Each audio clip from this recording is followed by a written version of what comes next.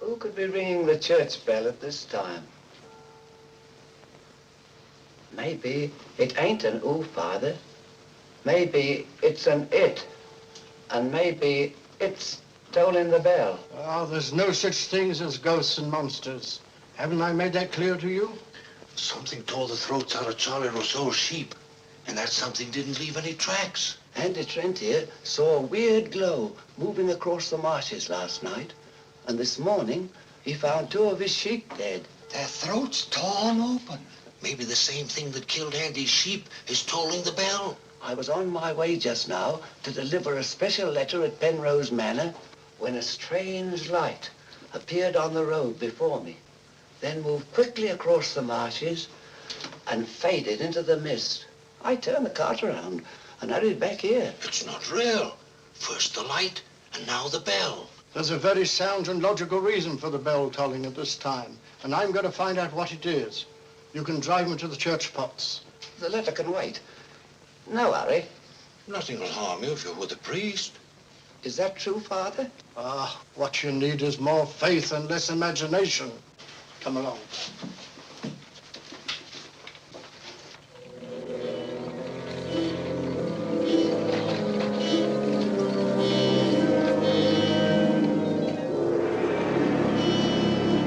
I better deliver that letter to the manor. I'm sure it's important.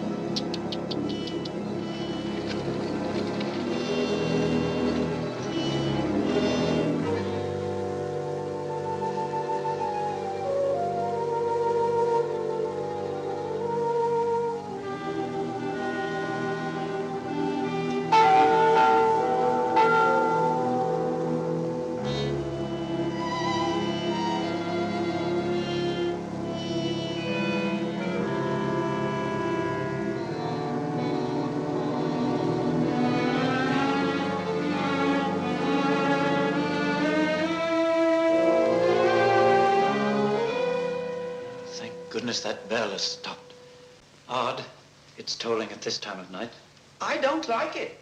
What with this phantom roaming the marshes? I saw it again tonight. Who would that be?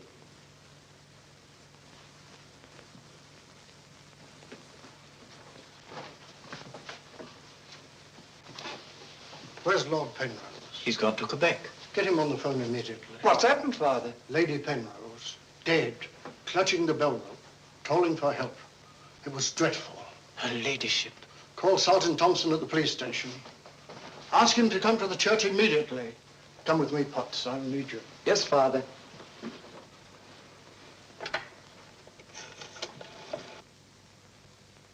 Operator, put me through to Quebec. Lord William Penrose.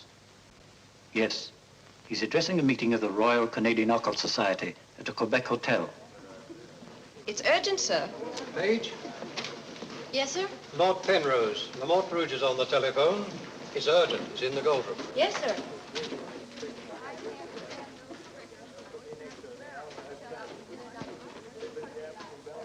Gentlemen, as you know, the greatest obstacle in proving the authenticity of the occult lies in finding facts. However, if the facts are there, even the most hardened skeptic, provided it has an open mind, must finally acknowledge the actual existence of the supernatural. Do you admit that, Mr. Holmes? Facts are always convincing, Lord Penrose. It's the conclusions drawn from facts that are frequently in error. Yes, in the case of the Hound of the Baskervilles, as well as in the adventure of the Sussex Vampire, we found Watson, please. Oh, sorry. Well, gentlemen, this time I have facts. Cold facts. Many years ago, 100 to be exact, an apparition appeared at night in the village now called La Mort Rouge. The following morning, 3 people were found dead, their throats torn out, hence the town's rather grim name. Interesting, yes. But facts, no. I hardly think the tales of superstitious peasants can be considered... I haven't finished, Mr. Holmes. La Mort Rouge has again been the scene of these strange and unexplainable occurrences. Unexplainable, that is, from your point of view. Several of our most responsible citizens have actually seen the strange apparition on the marshes at night. And next morning, sheep were discovered... with their throats torn out and no traces of the killer anywhere to be found. Oh, you read about it in the papers. No, as a matter of fact, I haven't. It was merely a deduction. A rather obvious one, I'm afraid. Deductions are a weakness of mine, as Dr. Watson can tell you. Would you believe it? Holmes could... Well, those are facts, Mr. Holmes. Ignore them if you can. But it's very urgent, sir. Okay, well, go ahead. Thank you. I never ignore facts, Lord Penrose. And I have no doubt that the incident of the sheep with their throats torn out is unquestionably a fact. However, the interpretation of this fact as being final proof of the existence of the supernatural is merely supposition, and therefore cannot be accepted without further data. Your opinions, Mr. Holmes, are undoubtedly the result of your inability to cope with something beyond the realm of your comprehension. Man, I'm sorry, John, but this ridiculous skepticism... Yes, what is it, my boy? La Mort Rouge on the telephone, sir. Very urgent, my lord. Excuse me, gentlemen. I'm afraid, Lord Penrose... quite understandable, Sir John. Lord Penrose is deeply entrenched in his beliefs. That's his privilege. Oh, hang it all, Holmes. The fellow was positively rude. Well, shall we see a little overwrought, Watson? I'm leaving immediately.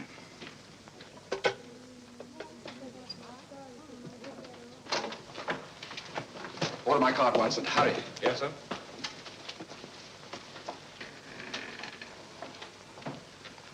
Gentlemen, my wife has just been found dead.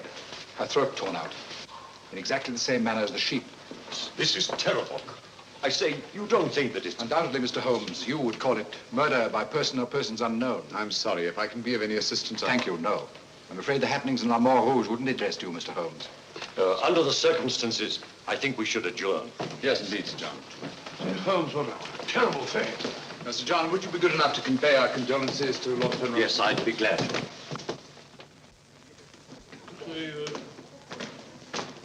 Can't we get something to eat before we leave? We don't often get food like you do here. Don't you ever think of anything else besides your stomach? No, not often. I gotta get a paper. Morning. Good morning, sir. I imagine you'll be glad to get back to London, Mr. Holmes. Yes, indeed. Oh, by the way, there's a letter for you, sir. Thank you. Oh, here's something about Lady Penrose. She was found in the church with her throat horribly cut. Evidently dragged herself from the marshes nearby and tried to summon help with a bell rope. What's in it? What is it, Holmes? Listen to this, Watson. Huh? My dear Mr. Holmes, I have every reason to believe my life is in danger. Yet, if you were to ask me how I know, I couldn't give you a logical answer. There is nothing tangible, yet like a terrible premonition, it is all so frightfully real. I heard of your being in Quebec, and I'm turning to you, a stranger, and asking your help in the frantic hope that you'll not fail me. Oh, who's it from? It's signed Lillian Penrose. Lady Penrose? A letter from the dead woman? Well, what's it mean, Holmes? I should say that Lady Penrose lived in fear of her life. Some secret hidden in her past, in all probability. Oh, perhaps it isn't as simple as that. What if Penrose is right? I'm glad we're going back to London. Things like that can't happen in Baker Street. More's the pity, Watson. Huh? Do you know a village by the name of La Mort Rouge? Yes, sir. It's about 12 miles from here, up towards the falls. Thank you. Great Scott, Holmes. You mean you're going to take on the case? Quite. Telephone the airport and cancel our reservations, will you? Certainly, sir. Consider, Watson, the irony, the tragic irony. We've accepted a commission from the victim to find her murderer. For the first time, we've been retained by a corpse.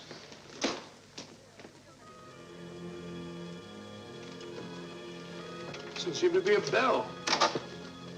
Never mind, come along. Do you think we should?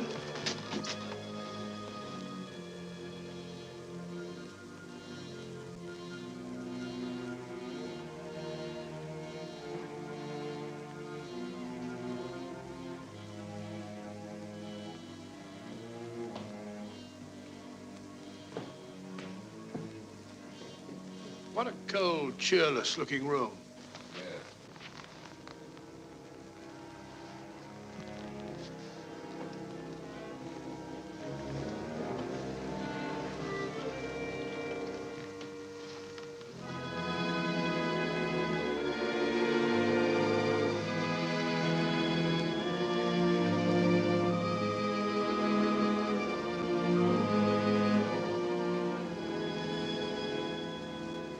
What do you want?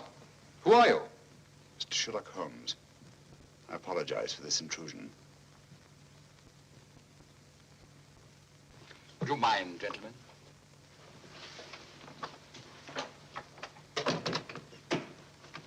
Mr. Holmes, is it your custom to burst into people's houses without ringing the bell? We couldn't find the bell, sir.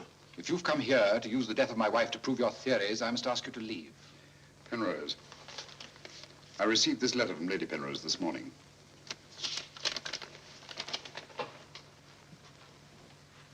That was devilish awkward.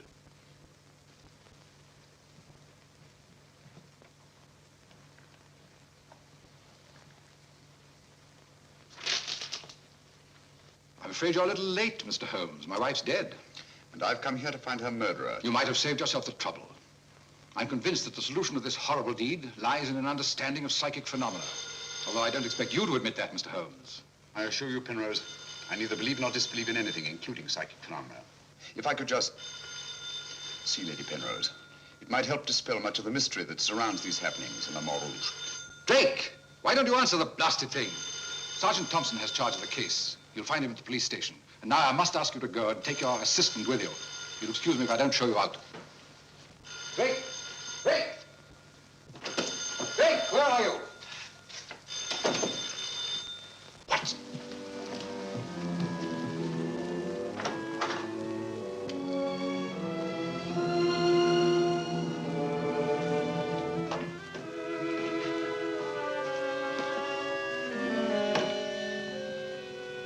Holmes, I've seen her before. Right, Watson, you have. Yes, but where? Never mind that now. We must examine the wound before Penrose returns and has us thrown out of the house. Clumsy job. Just missed the jugular vein. It must have bled to death. And it bled for several hours, eh? Possibly more. Long enough for Penrose to leave La Mort Rouge and reach Quebec in time for the meeting? Holmes, you don't suspect I Penrose? suspect nobody, Watson. I was just asking a question. I beg your pardon, gentlemen. There is another who desired the death of her ladyship. I saw it last night in the fields, moving in and out of the shadows. You're the butler, aren't you? I was the butler. I've given notice.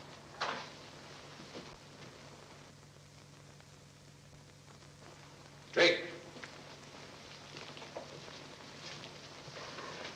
Get out. Get out of this.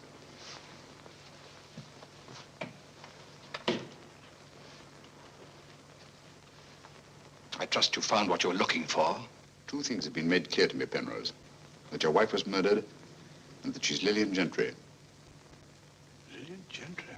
Will you leave, or must I call the police? That will not be necessary. We're on our way to the police station now. The wounds found on Lady Penrose's throat are identical with those found on the throats of the dead sheep. Now, I'm not a superstitious man, Mr. Holmes, but I don't know of any weapon capable of inflicting such wounds, except an animal's claw. Of course, it could be done by a five-pronged garden weeder. Not that garden weeder, Mr. Holmes. That's mine. I use it to weed the garden at the back of the jail. I'm inclined to agree with the Sergeant, Holmes. A weapon such as that would have severed the jugular vein, and death would have followed immediately. Lady Penrose lived long enough to drag herself to the church and toll the bell in a frantic effort to call for help. Yes, I know all about that. But there must be some logical motive instead of all these goblins and monsters.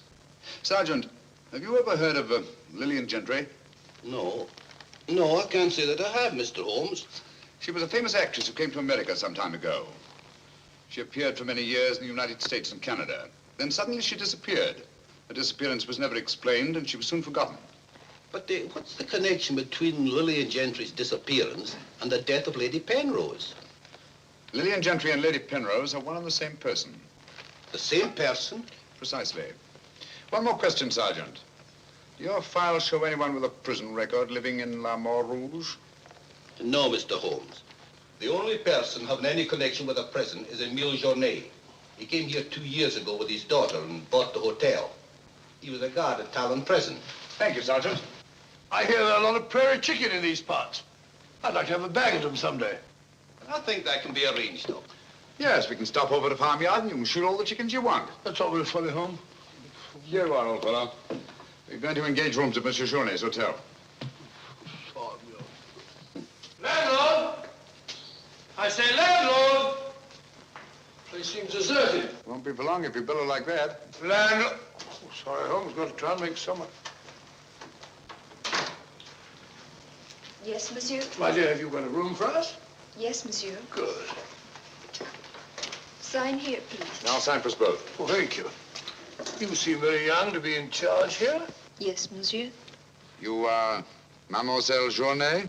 Marie's your name, monsieur. My dear, you've been crying. Why? Papa's going away. Oh, come now. Is that such a tragedy? Didn't you cry if your papa were going away, Watson? I don't believe so. This way, monsieur. Bring your bags, please. Yes, of course. Wouldn't I be unhappy if my father was seen my father for years? Father died about 20 years ago in Cheltenham.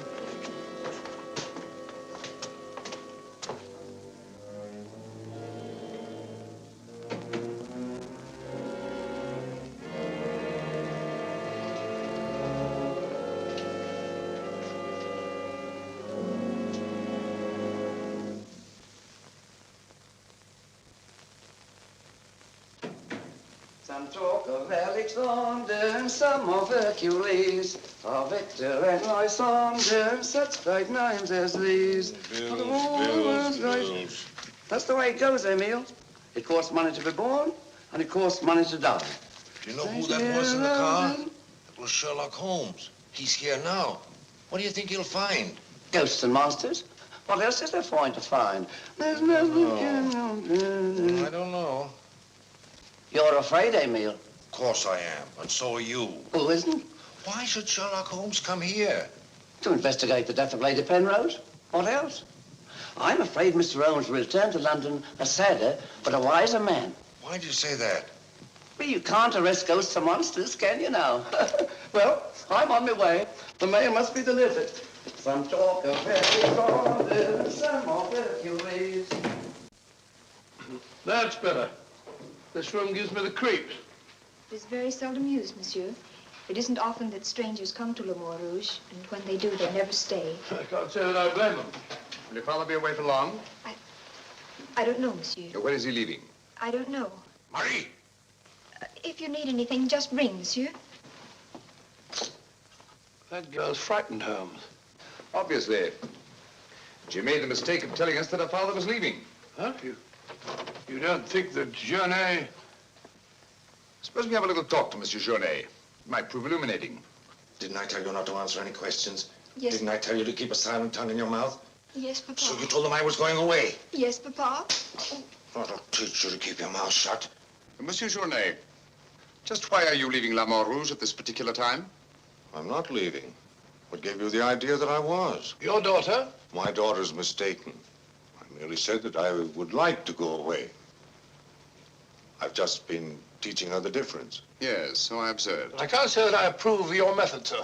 I'll ask you to mind your own business. Run along, dear. Oh, there, my dear. Disgraceful, hitting a child. Monsieur Journet is quite right. It's none of our business.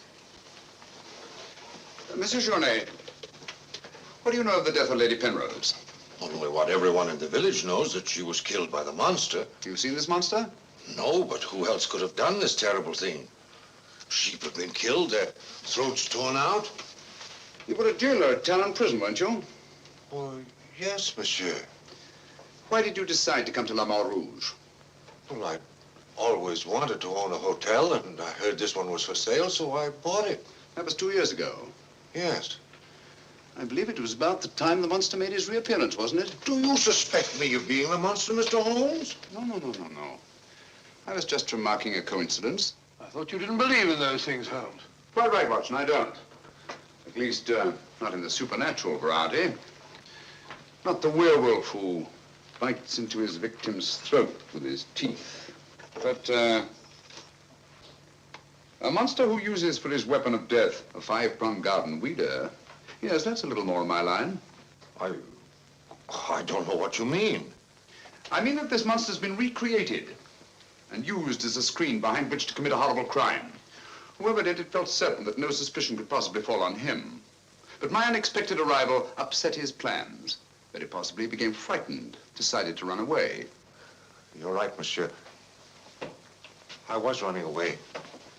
But not for the reason you think, but in fear of my life. And who would want to kill you? I don't know. It's like some terrible premonition. But it's so real. The very word, it's in Lady Penrose's letter. Yes. That still doesn't explain this garden weeder. I swear to you, I know nothing about its being here. Haven't we better send for that fellow, Sergeant Thompson? No, Watson, that won't be necessary. Monsieur Journet knows as well as we do that you can't run away from yourself. Oh, would you be so good as to return this to Sergeant Thompson, monsieur? I took it away quite by accident.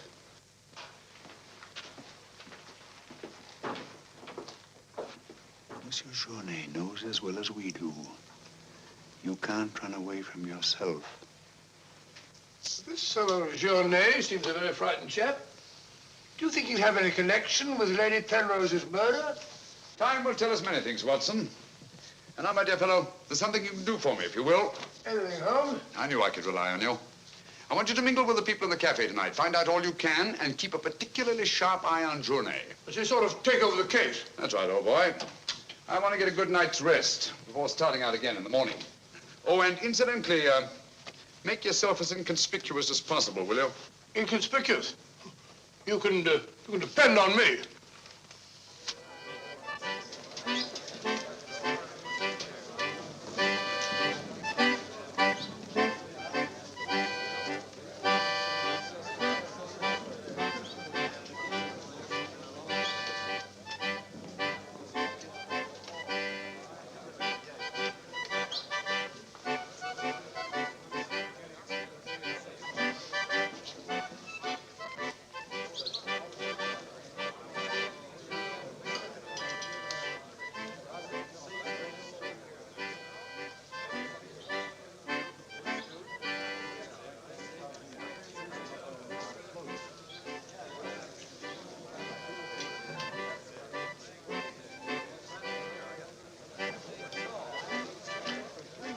Thank you, my dear. I'm glad to see that the tears are all gone. You feeling better? Thanks to you and Mr. Holmes, Papa's not going away. Not going away? Oh, good.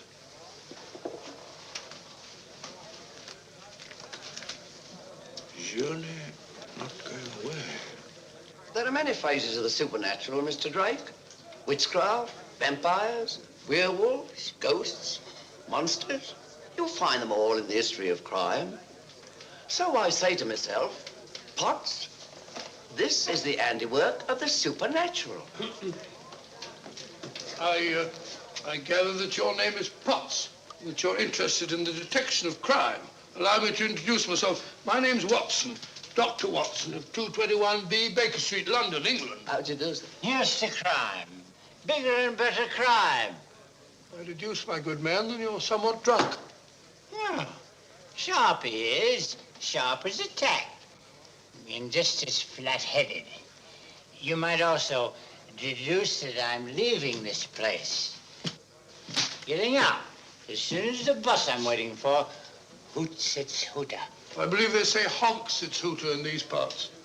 Hoots to me, honk to you. Hoot, hoot. My dear fellow, I don't care two hoots whether it's hoot or honk. Oh, that's my bus, gentlemen. I just heard it hoot its hooter distinctly. If you solve this case, let me know. Personally, I'm betting on the monster. You take my advice, Patsy. Get out of this place before they find you with your throat cut.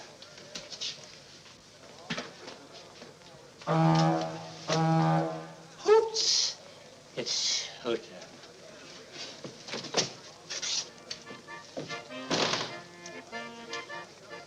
Nervous?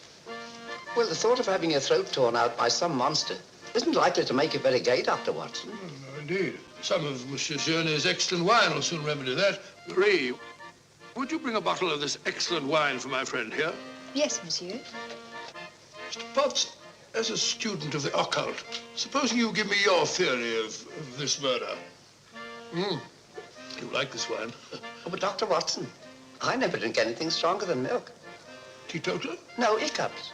Every time I drink alcohol, I have hiccups. Sorry.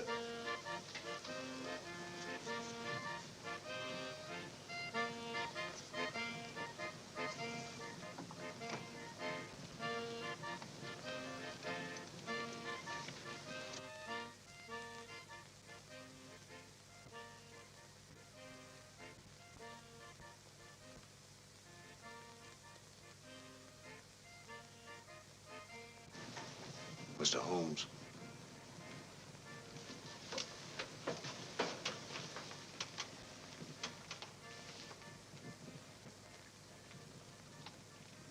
Mr. Holmes.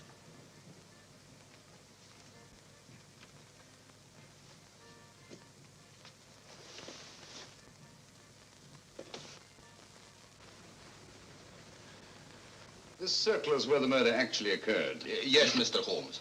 There's a footpath just beyond the church which leads across the marshes. Follow it for half a mile and you'll be there. Thank you, Sergeant. I'm sure I'll find it. Mr. Holmes, I wish you'd let me go with you. It's dangerous on the marshes at night. These swamps, one false step... I'm sorry, Sergeant, but it's important that I go alone. I'll keep close to the path. Well, will Dr. Watson be going with you? No, Sergeant. I asked him to do some research work of his own, and by now he's probably magnificently involved. Good night. Good night, Mr. Holmes. But according to your theory, Dr. Watson, everyone in the village is under suspicion. Pardon me. It's quite all right. Oh, thank you. Murder is a very interesting study, gentlemen. I well recall a short story by that brilliant author, G.K. Chesterton, in which the murder is committed by a postman. I refer, of course, to the Invisible Man, a brilliant bit of deduction on the part of Father Brown. I'm a postman. Precisely why I mentioned it, to illustrate the absurdity of assuming because one man in a postman's uniform is a murderer, any other man in the same uniform should be suspected. Thanks. Had me worried for a minute. Oh, what flabbergab. A child can see that this ridiculous monster has got you all afraid of your own shadow. I saw Lady Penrose. I wouldn't like it to happen to me. I'll be getting on. I'm going with you. Good night, Doctor. Good night. It's quite all right.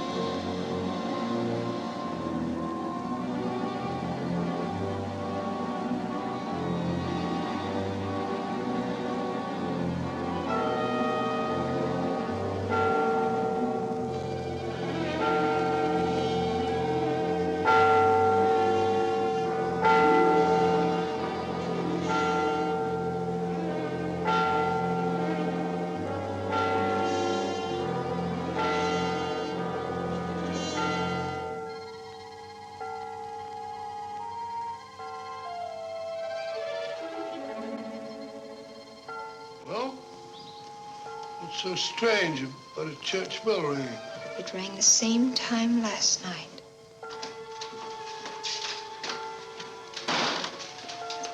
Excuse me, Dr. Watson. Can you tell me if Mr. Holmes is armed? Armed, my dear fellow? Why should he be? He's gone to bed. You're wrong, Doctor. He was out in the marshes alone.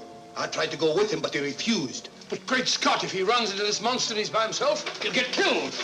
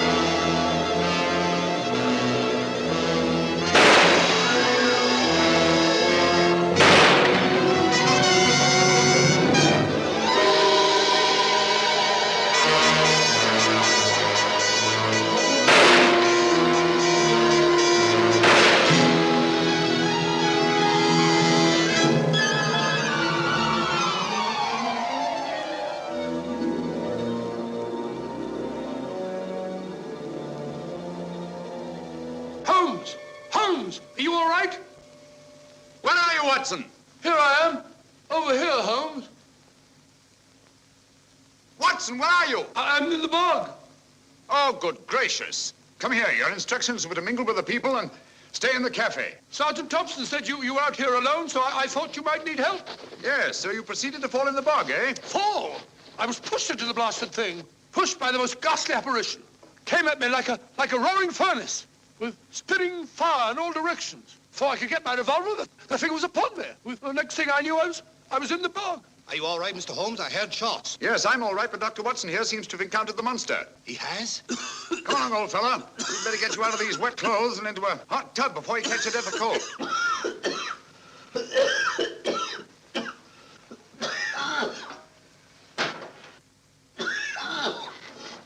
Yeah, you've had enough of that. Drink this. You'll be as fit as a fiddle in the morning. Sorry you had such a bad time. I got a right to share your dangers. Thanks, old fellow. You know, I wasn't sure the villagers weren't right. And if it did turn out to be some sort of supernatural monster, well, why should I involve you? Rubbish. However, I did learn something. I can now state positively that our antagonist is not a phantom. But the thing actually spat flames at me. All just a figment of your imagination. The murderer knew I was out on the marshes and obviously wanted to frighten me. You frightened me, all right. How do you manage the flames? Merely clothing, treated with phosphorus. When the murderer fled, his shirt caught on a tree, and this piece of cloth was torn off. Come in. I'd like a few words with you, Mr. Holmes. I'll come directly to the point. Hello. What happened to your assistant? I'm not his assistant. If you must know, I was pushed into a boggy hole on the marsh. Pushed? By whom?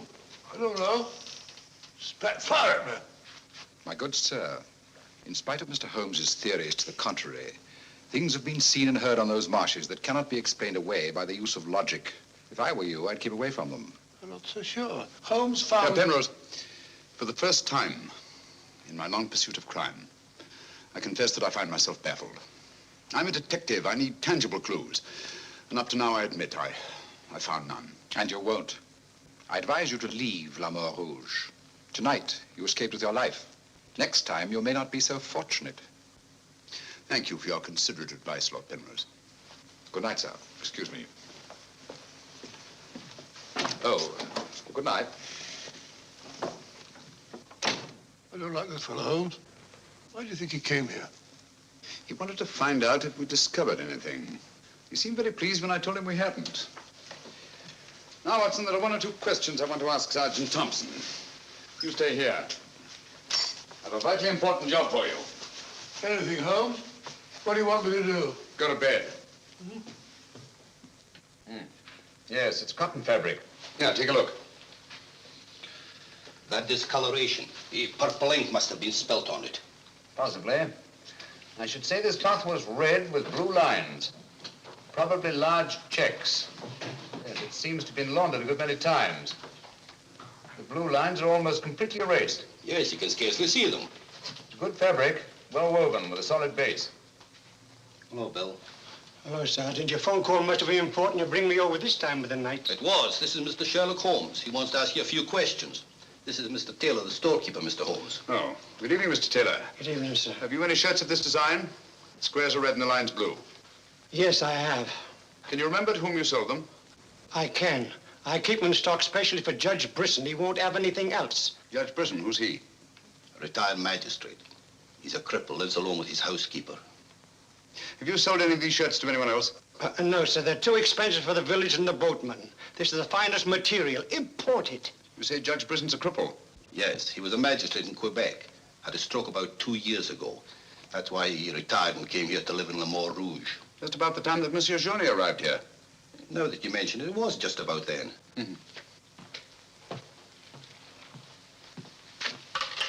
Hello, operator? Give me Judge Brisson's home, will you? Thank you.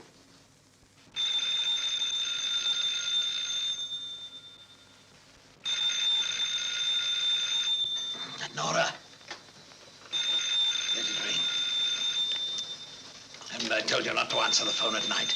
Yes, sir. Well, then obey my orders. Yes, sir.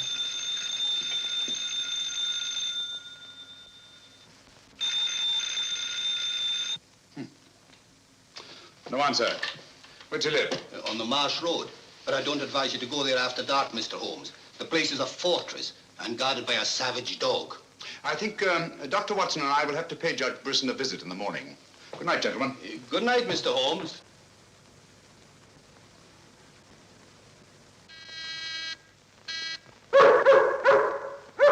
Two locks on the door. One of them new. Yes, I should say that Lady Penrose's death had increased Judge Brisson's terror. Don't like the sound of that dog. No, sounds hungry. Possibly ravenous. Couldn't we come back after he's had his breakfast? I'm sorry, Watson. Our business won't wait. Oh. Stop now. Yes, Watson.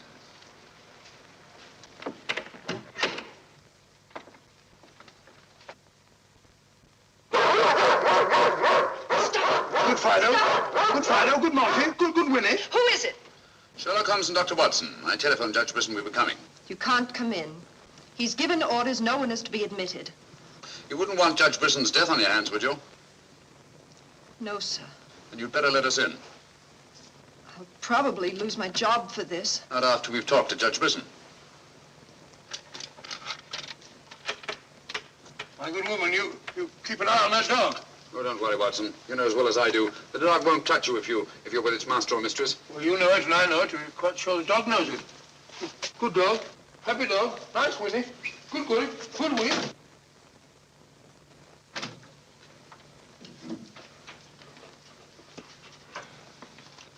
Let me warn you, I'm armed. And I'm an expert shot. We didn't come here to harm you, Judge Brisson, but to protect your life. I told you over the phone this morning, Mr. Sherlock Holmes, that I did not want to see you. I don't want to see anyone. But I want to see you. Stay where you are. Nora, show these men out. Judge Brisson, if you'll answer a few questions, I may be able to save your life. I have the fullest confidence in my own defenses, and I will not trade them for any theories of Mr. Sherlock Holmes, however plausible you make them sound. Now get out, will you? I'm sorry. Under the circumstances, I'm helpless to prevent your death. Almost certainly by violence. Come along, Watson.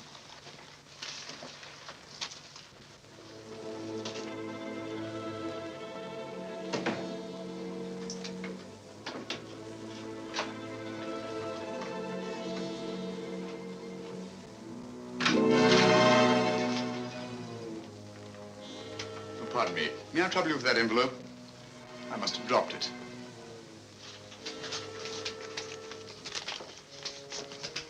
Thank you. You're a very clever man, Mr. Holmes. A crude device, Judge Brisson, but it's confirmed my suspicions that you're not the cripple you pretend to be. I'm sorry. But I'm frightened of everything and everybody. Why don't you sit down? You want to get shot, Holmes? Come in, Watson, and close the door. Sit down, old fellow. Judge Brisson has decided not to shoot us. Oh, very kind of him. Gentlemen, this fear is driving me mad. It's quite understandable. The whole village seems to be consumed with fear. But in your case, judging from your vicious dog, those barred windows, and that hunting rifle, it's not fear of the supernatural. Just what are you afraid of? Well, truthfully, Mr. Holmes, I don't know. And yet I feel its very presence. At times, I feel I can almost reach out and touch it. When I first came to La Mort Rouge, I had a slight attack. It affected my legs, but, well, I've recovered. And you've continued the deception, using the wheelchair as an excuse for not going about the village. Well, you see, people would be more inclined to accept my hermit-like existence. Yes, naturally. Tell me, Judge Brisson, had you ever heard of Monsieur Journet before you arrived at La Mort Rouge? No, I hadn't. How many of these shirts has your housekeeper purchased for you? Oh, 4 or 5. I'm not positive. You still have them?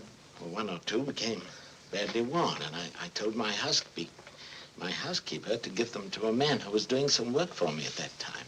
Can you describe him? No, I'm afraid I can't.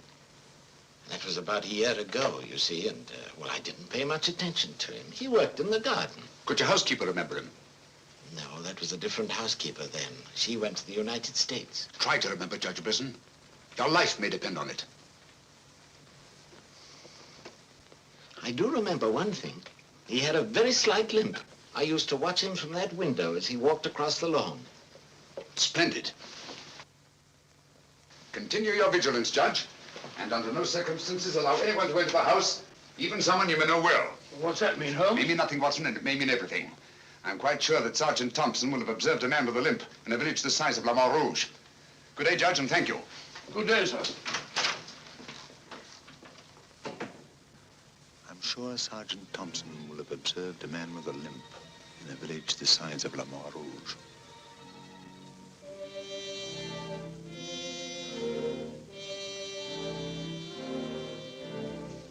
This is what's left of the Delaport Hotel, Mr. Holmes. Dana sleeps here when he's in La Mort Rouge. Spooky old place. The villagers call it the ghost house. It's been deserted for years.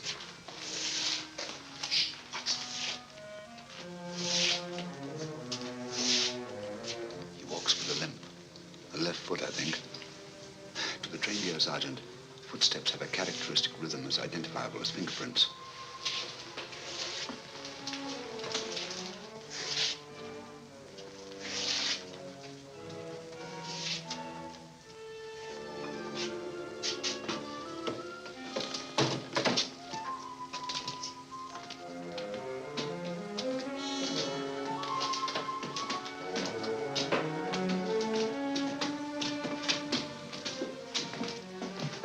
What do you want? We've come to have a talk with you, Tanner. I've done nothing.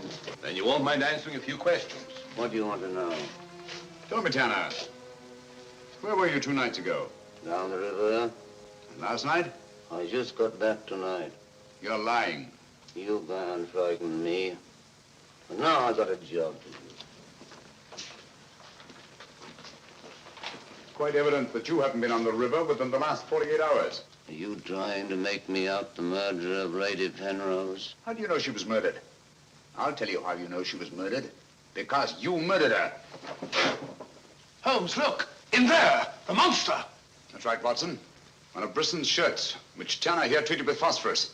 Take him, Sergeant. I'll give you all the evidence later.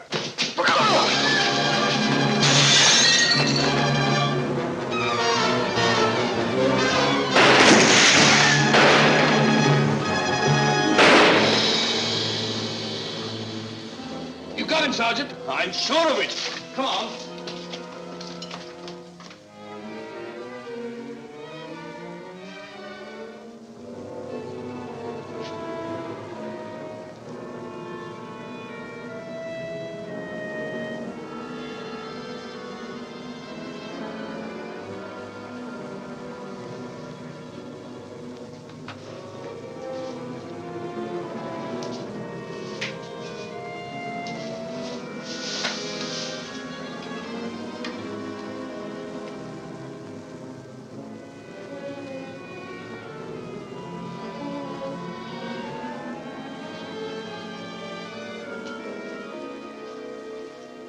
I see no reason why we shouldn't leave for home tomorrow.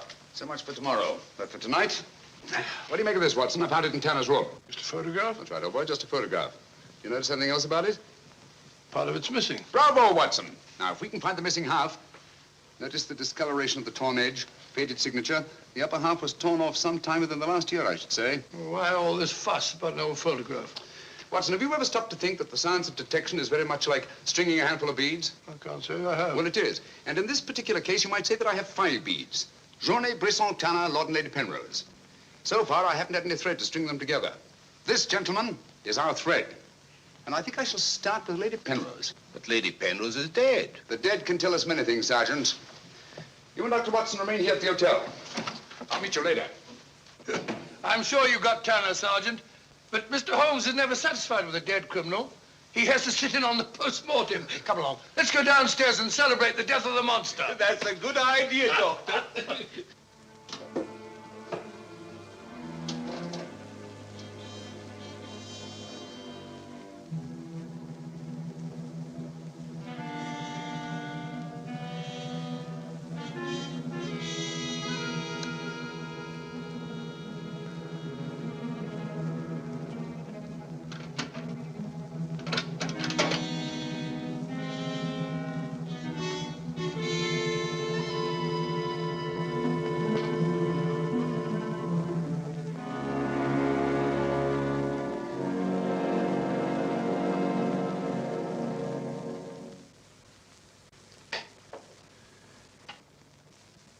So the great Sherlock Holmes becomes a common thief. You realize, of course, that I might have shot you. I knew that you'd refuse to see me, so naturally I had to take that chance. Tell me, who is Alistair Ramson? What has he to do with your being here? Perhaps this will explain. Found the lower half in a room occupied by a boatman named Tanner. The upper half was in Lady Penrose's safety box. Alistair Ramson murdered a fellow actor in my wife's company. He was sentenced to life imprisonment. The whole thing was a great shock to her. So she retired from the stage and you married her shortly after? Yes. Where and when was this murder committed? In Quebec, 5 years ago. Ramson was shot 3 years later trying to escape from Calonne prison. His body disappeared in the St. Lawrence. Was it ever recovered? I don't believe so. Penrose, Alistair Ramson and Tanner are one and the same person. What? It was he who sent the upper half of that photograph to your wife as a warning. What could my wife have in common with a murderer? Yet he killed her. He killed her? Yes.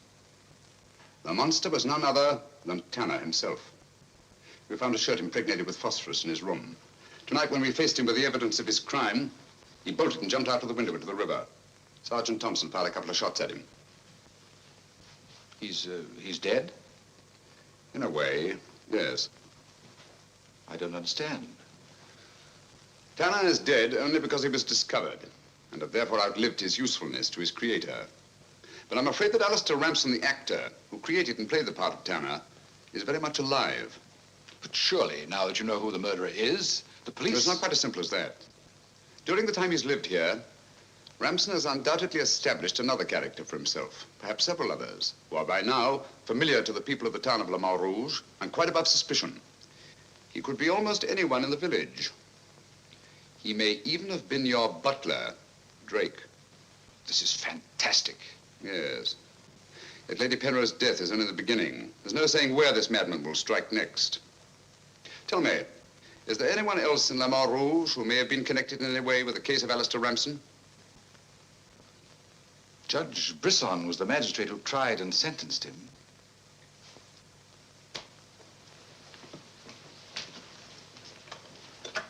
Operator? Operator, give me Judge Brisson's home. It's urgent.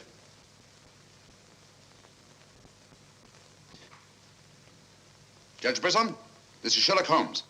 Oh, yes, Mr. Holmes. Oh, I'm quite all right, thank you. I chained up the dog as you asked. As I asked? I haven't telephoned you before. Somebody's obviously imitated my voice in order to gain access to the house. Certainly, Mr. Holmes. I'll lock all the doors and await your arrival. Yes.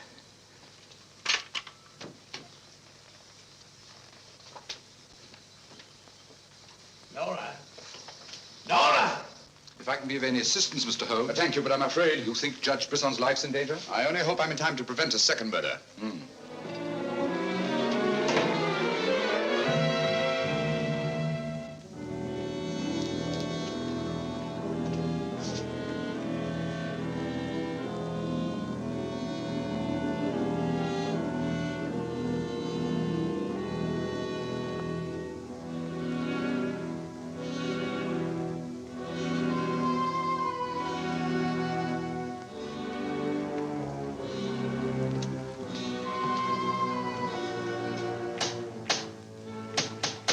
That's Mr. Holmes. Show him in.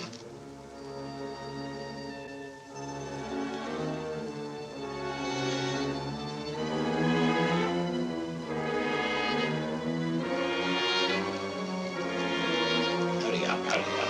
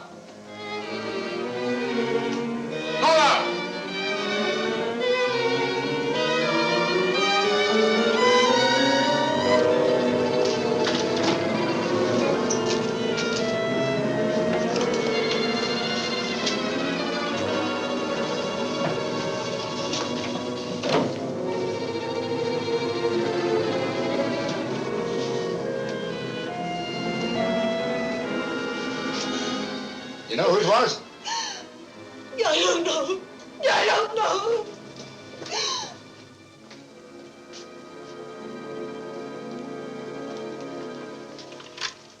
Hello? Operator, Monsieur Journet's cafe. I want to speak to Sergeant Thompson. It's urgent.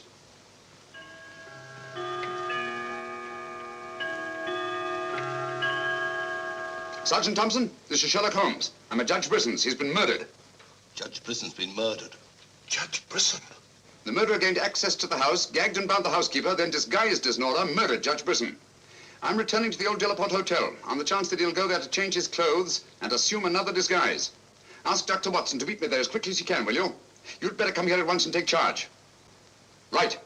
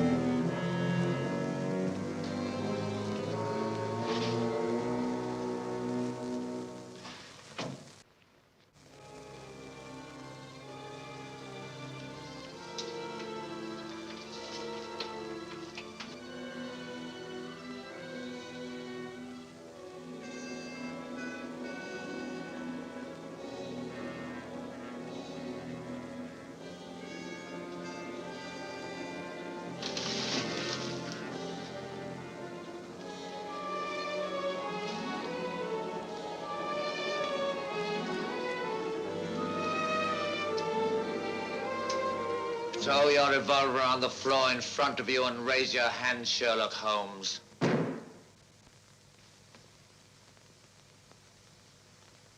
I should have thought you would have felt more at home in the spotlight. I see you finally identified me. Jack Tanner and Nora the housekeeper were brilliant. You should really take a bow. It's too bad you appeared on the scene when you did, and I had to ring down the curtain on the monster. Your recreation of the monster of La Mort Rouge as a means of murder must have given you great satisfaction. Why did you kill Lady Penrose? I see no reason why I shouldn't tell you. I couldn't bear the thought of another man possessing her. And Judge Brisson? During the trial, I grew to hate him.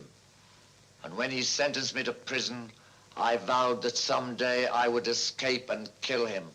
I see. Obviously, you planned still another murder. Otherwise, you'd have returned to the safety of your first disguise and defied me to find you. You're right. I am. There were 3 people in my life who had no right to live. 2 have already died. The 3rd remains. Tonight, I shall kill him. Mr. Holmes, I've always had the greatest admiration for your talents. Thank you.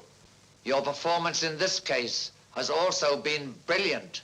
So brilliant that I'm afraid I'm going to have to ring down the curtain on it a bit prematurely. Mr. Ramson, we are artists in our fashion, not creatures skulking in alleys. If our positions were reversed, I shouldn't think of sending you to your death. Lacking a few stray pieces of the puzzle? What do you want to know? The name of the 3rd person. I have no objection. If there is a hereafter, which I doubt, you and he will meet very soon, Mr. Holmes. The name of the 3rd person is...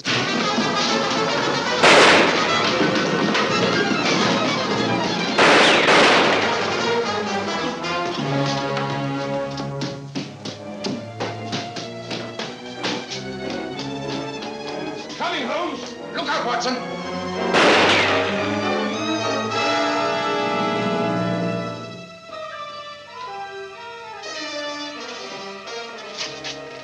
All right, Watson. Where is he, Holmes? He's gone. Thank heavens you're safe. Thank heaven you came and you did. There it is, Watson. Look out.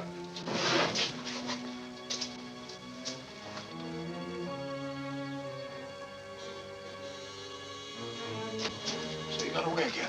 Yes, Watson. Over that warehouse roof, most probably. What a fellow's a room. Yes. This is obviously the secret room where his disguises were created. Looks like an actor's dressing room. He is an actor, Watson. One of the finest acting talents of our time. Look at this. Nora, the housekeeper. His name's Alistair Ramson. Alistair Ramson? Never heard of him. No, that's not important. The important thing is that he murdered Lady Penrose and Judge Brisson. Great Scott, he did it. Yes, Watson. This Ramson is a paranoiac. His orgy of crime is not complete. There's still another. I was just about to learn his name when you so conveniently fell down the stairs. Oh, sorry, old You chap. needn't be, old boy. You saved my life. Look at this, Watson. Tanner. Tanner? Where do you think he'll strike next? Obviously, Journet is to be his 3rd victim. Journet? Yes, Watson. As in the cases of Lady Penrose and Judge Brisson, Journet also felt his presence. But in each case, it was vague and unexplainable. Well, what connection can he have with Judge Brisson or Lady Penrose? Journet was a guard at Talon Prison, where Alistair Ramson was confined. He's the 3rd person against whom the murderer holds a grievance. Now he's disappeared. Journet disappeared? Well, so Marie told us in the cafe? Watson, Journet's disappearance can mean only one thing. He's in hiding. Our job is to find him before Ransom does. Journet is the only man who can lead us to the murderer. We'd better have a talk with little Marie. Raise your voice and sing along, sing till the echo ring. Don't ever let a single soul worry about anything. Mind what you make it so you can make it what you will. Never be weary, ever be cheery. Hello, Potts. Have you seen Marie? No. Have you seen her? Can't say I have.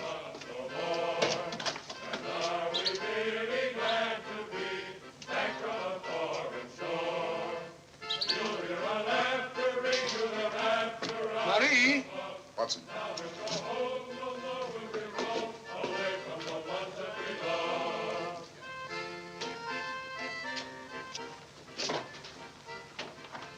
What is it, Holmes?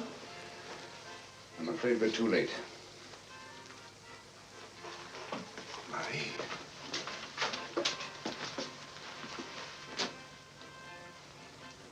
Don't touch anything, Watson. Murdered in exactly the same way as Judge Brisson and Lady Penrose. Poor innocent little child. I should have prevented this. Nonsense, my dear chap. You did everything possible. How on earth could you have prevented it? The child's death is a tragedy, of course. I see exactly what happened. She was standing here by the desk, and the murderer came in by that door. He came in through that door, but Marie was not in the room. She alone, of all people in the cafe, saw Ramson enter this office. It was someone she knew well. Someone who might have a message from her father. So she followed him here. And when she refused to tell him where her father had gone, he killed her. Ramson already knew that Johnny had disappeared, but he didn't know where.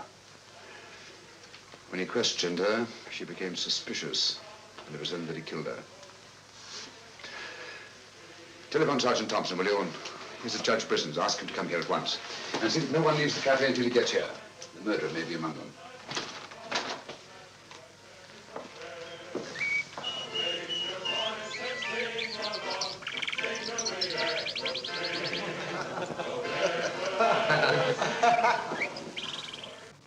What could happen to Holmes?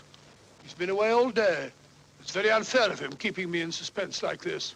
He knows how worried I become. He continues to do it, and do you know why? He actually enjoys making me miserable. Half a mo.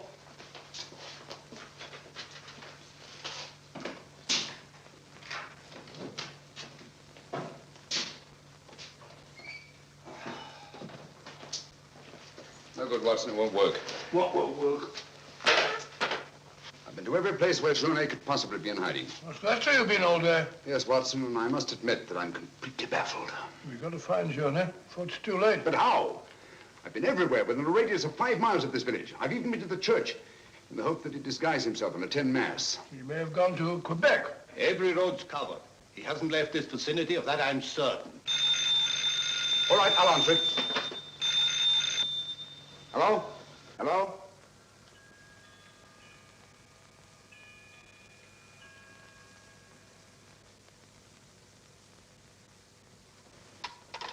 Who was it, Holmes? Watson, get your hat and coat. You're very rude, Holmes. You leave me all day long with that very dull inspector. I ask you a perfect polite question, but all you say is, Watson, get your hat and coat. We're going to find Journey. Sergeant, you wait here till I call. Watson, do this. Watson, do that. Watson, get your hat and coat. Watson, speak up. Watson, Brisson's house. Watson, this, Watson. It's my opinion that Judge Brisson's house is the last place that you'll find Journey. Put yourself in Journey's position, Watson. Where's the most likely place that Ramson would look for you? Certainly not in the very house in which he's just killed one of his victims.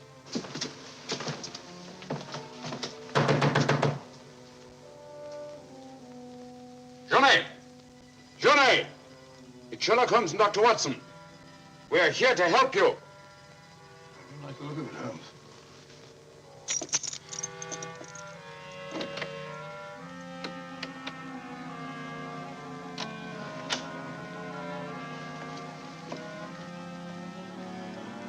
Holmes! Holmes! Where are you? Here I am, Watson.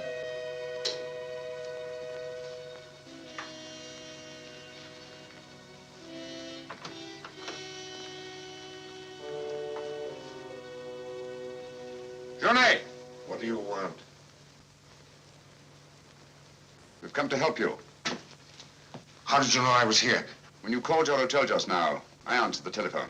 The chimes of Brisson's clock here merely confirmed what I already knew. You must return with me to the cafe at once. I'm not leaving this house. The murderer's waiting out there in the marshes to kill me the moment I leave here. Naturally, but first he must have the opportunity. If you return to the cafe, he'll have that opportunity. It's the only way we have to apprehend the murderer. What if I refuse? Journey, what I have to say to you is not going to be easy. Marie... What? Murdered. Now you know why you must return. This fiend must be brought to justice. Justice? This monster kills my poor innocent child, and you talk of bringing him to justice.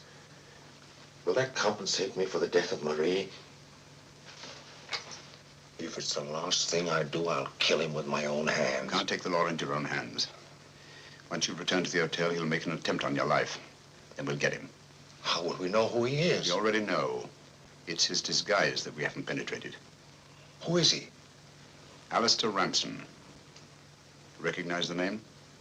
He attempted to escape from Talon prison when I was a guard there. Journey, if you don't want to remain in hiding for the rest of your life, you must return to the hotel and help me to put an end to this monster for all time. Come. Let's go. Good. Put an end to him. How are you going to do that, Hound? I'll tell you both about it on the way to the hotel. So you're really leaving, Doctor? Yes, Sergeant. Gentlemen, Mr. Sherlock Holmes and I are leaving immediately for London. It's extremely regrettable that the murderer has escaped us, but all our cases cannot be crowned with success. I'm extremely sorry, gentlemen. Have you no idea where this fiend has gone? Mr. Holmes is of the opinion that he's escaped across the border to the United States. It may be years before we can trace him, if ever. Oh, Jenny, just a minute. Our bill, please. Bill? Yes, Mr. Sherlock Holmes and I are leaving immediately. Oh, I'm sorry, Dr. Watson. I'm just on my way to the church to offer a prayer for Marie. I'll forward your bill to you. Yes, of course, my dear fellow. I understand. We'll leave our address at the desk. Goodbye, Mr. Potts. It's been a great pleasure knowing a man of your intelligence. Thank you, Dr. Watson. It has been most stimulating talking to one of your vast experience. Oh, thank you. Let's hope that we shall meet again someday and continue our little chats on crime. It would be most exciting. Oh, by the way, Mr. Holmes would like to see you for a minute in his room. Yes. I'll show you where it is. It's the second room on the right up there. Thanks. Emile, it's me. Potts, do you mind if I walk part of the way with you? It's a bit frightening out here. It's these marshes. This is almost the very spot where Lady Penrose was attacked. 3 deaths in 3 days. It's a pity Marie had to be killed. She was such a sweet child. 3 deaths in 3 days. And still one more to be accounted for. You were frightened, Emile. It's strange to see you showing fear. The man I hated at Talon prison. Ramson!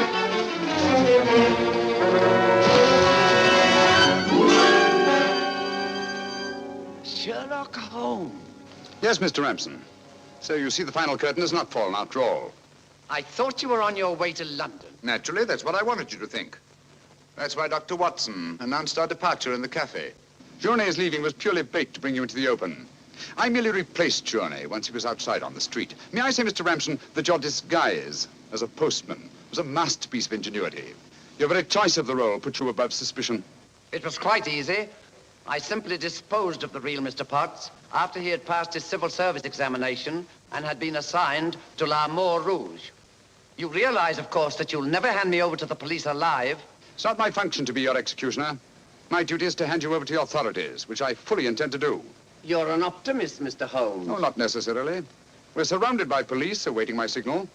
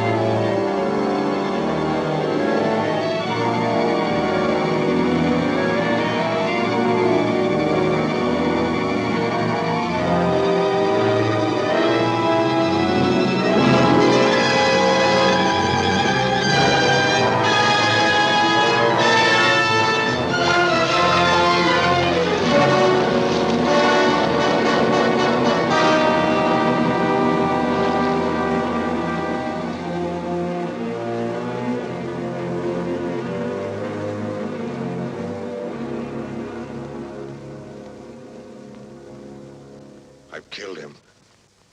With this. Ransom's instrument of death has been his own executioner. Well, gentlemen, our search for the monster has ended where it began, on the marshes. Eh, Watson?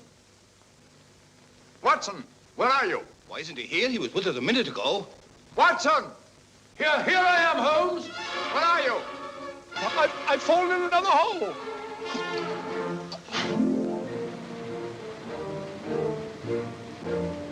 I should like to have seen a bit more of Canada before we sailed, Holmes. So should I, Watson. Canada. The linchpin of the English-speaking world, whose relations of friendly intimacy with the United States on the one hand, and their unswerving fidelity to the British Commonwealth and the motherland on the other. Canada.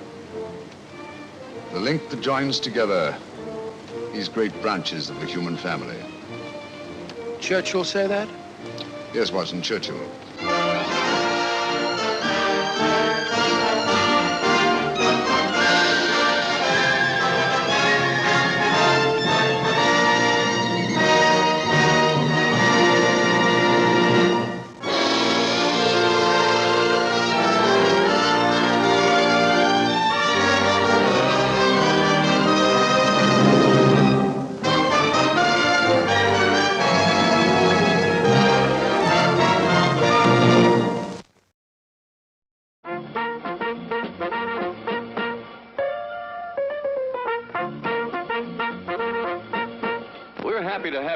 This evening and want you to enjoy every minute of your stay here. And while you relax and stretch, visit our concession where you'll find something to please you. There are ice-cold drinks, delicious sandwiches, ice cream, coffee and snacks, and many other pleasing treats. Our foods are fresh and tasty, our drinks satisfying and refreshing. They're so good. Visit our snack bar and treat yourself to some delicious Castleberry's pit-cooked barbecue sandwiches. Cook the Castleberry way, slowly over open pits of glowing charcoal, then seasoned with a sauce that's zesty, yet delightfully mild to please the entire family. Also at the snack bar, you'll find popcorn and soft drinks and candy and French fries to go with your Castleberry's barbecue sandwiches. There's plenty of time before the movie starts, so visit our snack bar right now for Castleberry's pit-cooked barbecue sandwiches.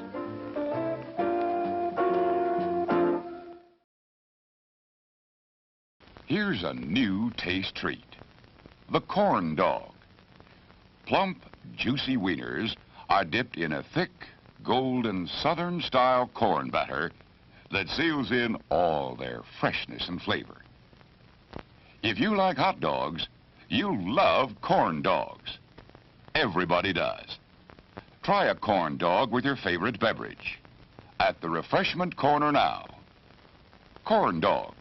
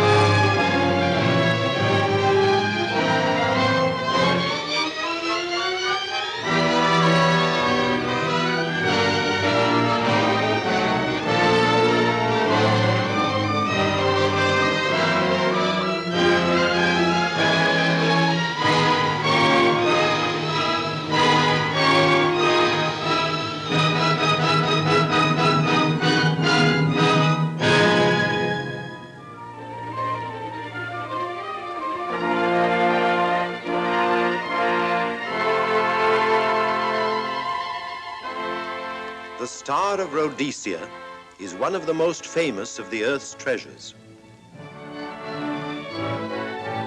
First touched by the fingers of the humble Kaffir, it would have been better had it never been found. For for all those who possessed it came to sudden and violent death. Our story opens in London, within the sound of Bow Bells. In the shadow of Tower Bridge is the carpenter's shop of Mock and Son, coffin makers. A beautiful job, if I may say so. You'll be sure to have it at the undertaker's in time. Of course. The Scotch Express leaves Euston Station at 7:30 tonight. That leaves very little time for the arrangement of the body. Your mother, is it not? Yes. You are taking her to Scotland? Yes, Edinburgh. Her home. Oh. Thank you. Rather a nuisance. Traveling by train. Ain't it?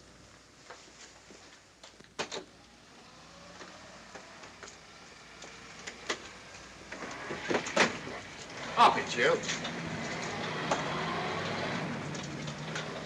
Go on, get on about your business.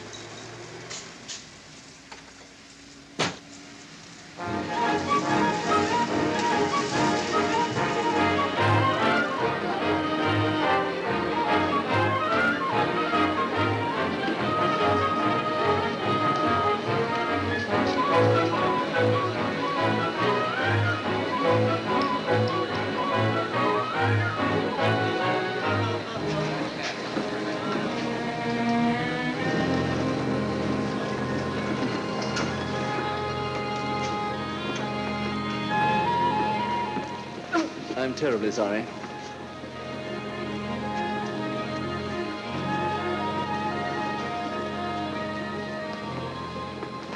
Mr. Holmes? Hello. I was afraid you wouldn't get here in time. I was studying the faces of our fellow passengers. Fascinating hobby, and sometimes most enlightening. Lady Margaret is aboard the train, I presume? Oh, yes, Mother's expecting you. I've reserved a compartment for you and your friend, Dr. Watson. As a matter of fact, it's in this coach here, just ahead of the luggage van. Day coach? Yes, the sleepers are all taken. Mother wasn't interested in a bed so much as she wasn't getting to Edinburgh. So naturally, it wasn't very difficult to persuade her to travel in a day coach. Exactly. It had been open to take on additional passengers. So I observed. I say, it was awfully decent of you to come, considering the fact that I was so secretive about it all. My dear Mr. Carstairs, there was no need for secrecy. I already knew. You knew that Mother insisted on bringing the Star of Rhodesia with her to London? And that while here, an attempt has been made to steal it. Did Scotland Yard tell you that? Oh, no, my dear Mr. Carstairs. But the fact that your mother owns the famous diamond is common knowledge. She came down to London to attend the reception of Buckingham Palace and quite naturally wore the Star of Rhodesia. You want me to accompany you back to your home in Edinburgh. Therefore, an attempt must have been made to steal the Star of Rhodesia while you were here in London. It seems simple the way you explain it, Mr. Holmes. Thank you. If you don't mind, I'll wait here for my friend, Dr. Watson. I can't think what's keeping him. Mother and I will be expecting you. Oh, could I take this for you? Oh, I'd be much obliged. Thank you. We'll be in compartment E. Yes.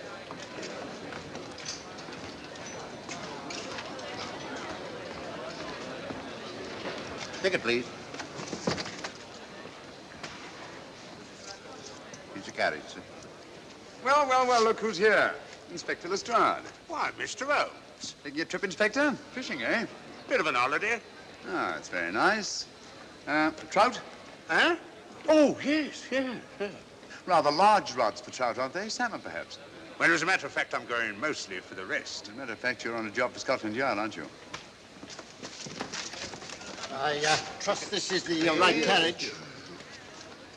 This is where we take care of the overflow, sir. Oh, I see. Porter will take your bags. I'll carry this myself, if you don't mind.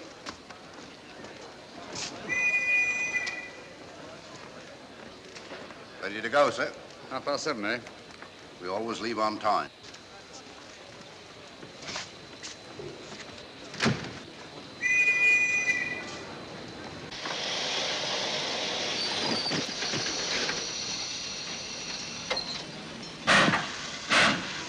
Mind your head, sir.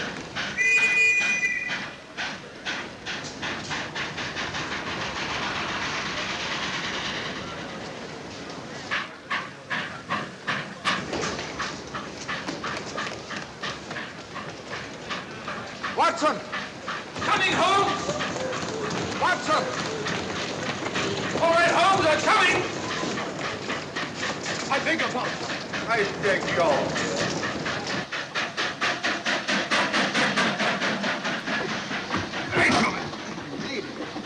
Thank you for your timely assistance. Really, Watson, aren't you a little stout for this sort of thing? Rubbish. Ideal weight for a man of my age. Ran into an old friend of mine, Duncan Bleak. Late of the Cloth Indian Lancers, or Major Duncan Bleak, Mr. Sherlock Holmes. How do you do, sir? Delighted. I've heard quite a lot about you. India, eh? Retired 15 years ago. As a matter of fact, we were reminiscing about India. Didn't realize how late it was. Stays light so long these days, we almost missed the train. Yeah, so I observed. In here, sir. Right. Thank you. Doctor, would you care to join me in a glass of whiskey and a dash of soda before dinner? No, man, it's a good idea. What's it all about, Holmes? Did you ever hear of Lady Margaret Carstairs' famous diamond, the Star of Rhodesia? There was something in last week's text about the old girl being in London with the bauble, wasn't there, Holmes? Yes, there was. She's on this train. That's why we're here, to see that this bauble, as you call it, gets safely back into its vault at Edinburgh. Sounds to me, pardon me, sounds to me like a police routine job. That's where you're wrong, old fellow. An attempt to make away with in London was unsuccessful. A second attempt will, in all probability, be made on this train. Well, what makes you say that? Well, it seems more than likely that the people who planned the first attempt will not be discouraged by one failure and will stop at nothing to ensure success the second time. Sounds like Lestrade's cup of tea to me. Lestrade? He's on this train. Oh, is he? Giving an excellent imitation of Isaac Walton. And here we are. Pardon, gents. Oh, come in, Mr. Holmes. My friend and colleague, Dr. Watson. How do you do?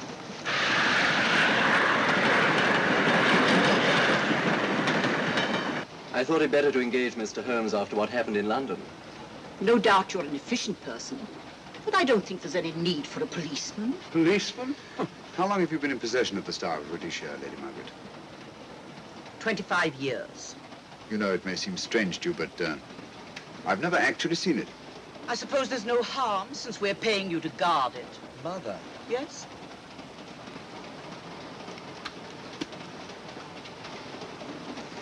May I? Do, by all means. Thank you. Great Scott. What a remarkable stone. My husband gave it to me on our 5th wedding anniversary. 423 carats, isn't it? The original diamond was over 700 carats. Yeah. Your father had it cut, less ostentatious. Ostentatious? As big as a duck's egg. Watson, please. Oh, sir? Thank you, Lady Margaret. We'll be as unobtrusive as possible. That will be a novelty from a policeman. Now, if you wouldn't mind telling us where our compartment is. Oh, I'm sorry, Mr. Holmes. Oh, thank you. Lady Margaret? Good night. Good night. Good night. Impertinence. She called us policemen. And what's wrong with being a policeman? Oh, hello, Lestrade. Where are you going? The inspector's going to Scotland to fish for salmon. Oh, really? The season doesn't start for another month, but you wouldn't know that, would you? Who says I'm going to fish for salmon? Who? Him. Excuse me, please.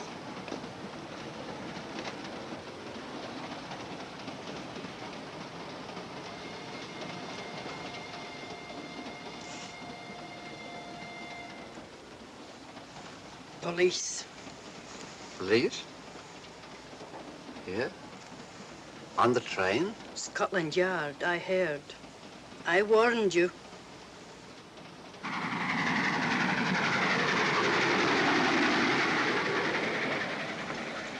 Oh, Mr. Holmes? Yes, this way, please.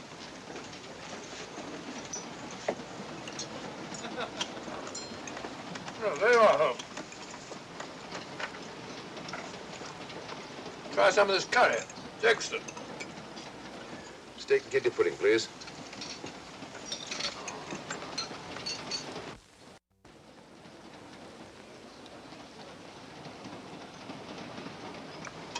Of course, the Bengal curry doesn't compare with that of Madras. No, it's the quality of the mutton that makes the difference, don't you think?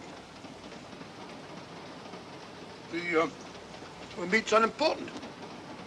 It's the spices that make the difference. Don't you agree with me, Holmes? What? I said we were discussing curry. Oh, yes, curry, horrible stuff. Oh, really? One man's meat is another man's poison.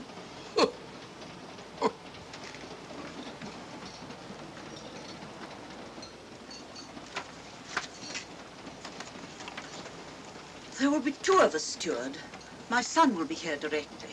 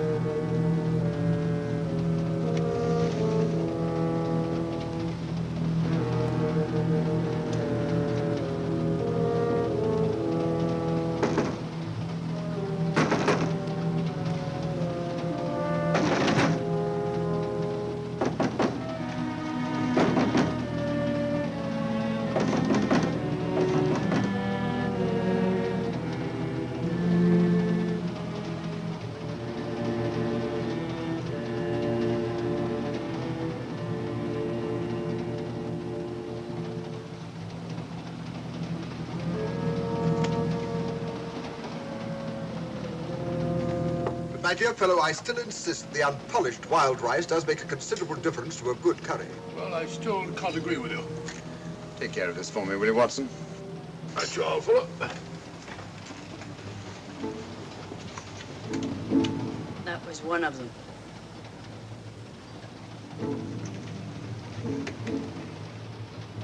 Was young Carstairs in the dining car with you? No, Lady Margaret came in alone. Well, I was in my compartment just now having a bite to eat, and I heard a crash in here. Crash? It's locked. I knocked and there was no answer. So you just stood here twiddling your thumbs. Brilliant. Attendant, will you please unlock this door? I'm sorry, sir. This is Inspector Lestrade of Scotland Yard. That's all right. You can open it. Very good, sir.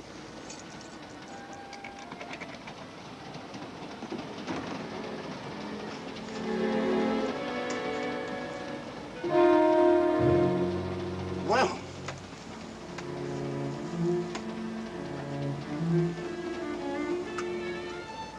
dead. Murdered. That's a bit quick, isn't it, even for you? Is this the, Yes. Star of Rhodesia was in this box not 45 minutes ago. How do you know? I saw it.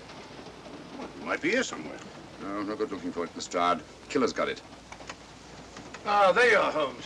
How about joining us Take in a the look at this body, will you, Watson? Body? Good Scott.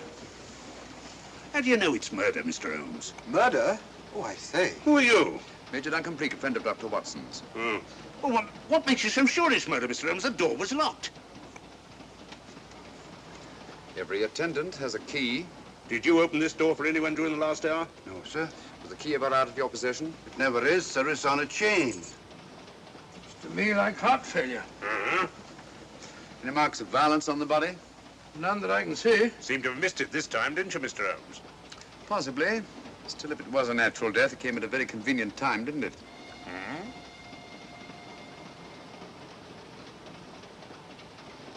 What does this mean? Star of Rhodesia. It's gone. You were supposed to guard it. My son employed you. That's why I left it with him. Where is he?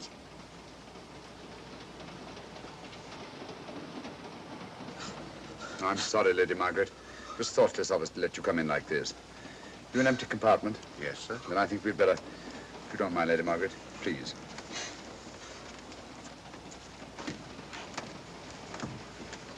Poor chap's mother, I presume. Yeah. Well, let's get to the bottom of this. Excuse me, Doctor. Poor chap, he was so young. It's such a pity.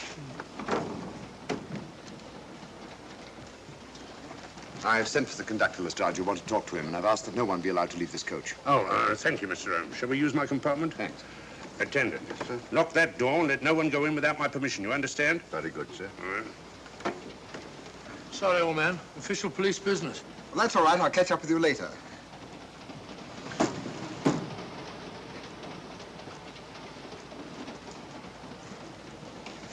Are you looking for the Scotland Yard inspector, sir? Why, yes. Right in there, sir. Thank you.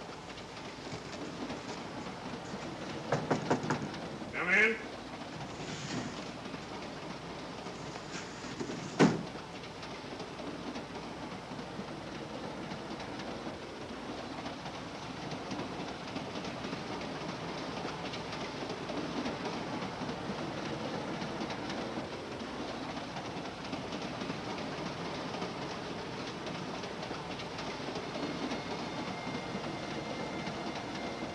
Sorry, sir. No one's allowed to leave the carriage. Can't leave the carriage? Whose ridiculous idea was that? Scotland Yard.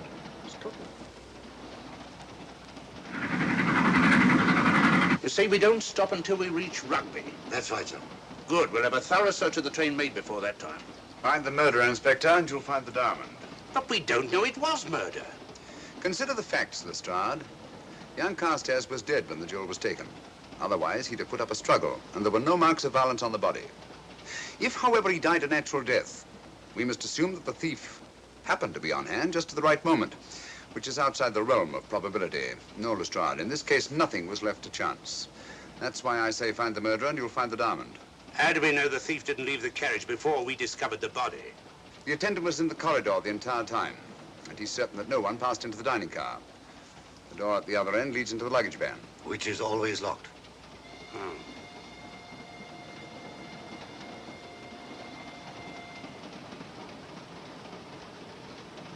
You found no marks of any kind on the body, Watson? No, none of any significance. Not even a scratch? Well, there was a small spot of blood on his neck, just a mere speck. That's what I was referring to. You mean that scratch killed him? It's possible the poison that went into the wound did. Poison? Well, we can't tell that without an autopsy. Hmm.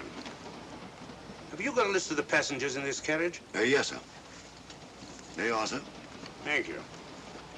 Major Duncan Bleak. That would be your friend, Doctor. The next compartment's empty. Where we took Lady Margaret after the murder. You remember, Lestrade. Go on. Vivian Vedder, Inspector That's this one. Lady Margaret Carstairs and the Honourable Roland Carstairs. Professor William Kilbane, Mr. and Mrs. Alfred Shallcross, Mr. Holmes and Dr. Watson. Well, that would be you two. Well, I think I shall ask a few questions. Vivian Vedder, we'll start with her, whoever she is. Vedder, compartment C. Oh, here we are.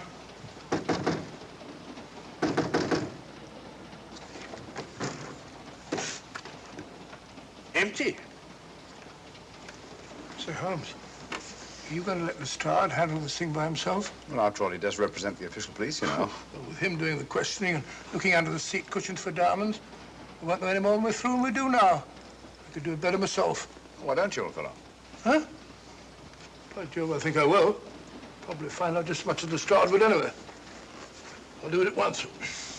Oh, yes, that's where we just came from. That, sir? Oh, the body is. Huh? I'll start with this one. Yes? My name's Watson. Dr. Watson. Oh. To what am I indebted for this intrusion? I'm afraid I've got to ask you one or two questions, what you're doing on the train, where you're going, things like that, you know. Why? Customary. There's been a murder committed. Scotland Yard, Sherlock Holmes. Sherlock Holmes and I...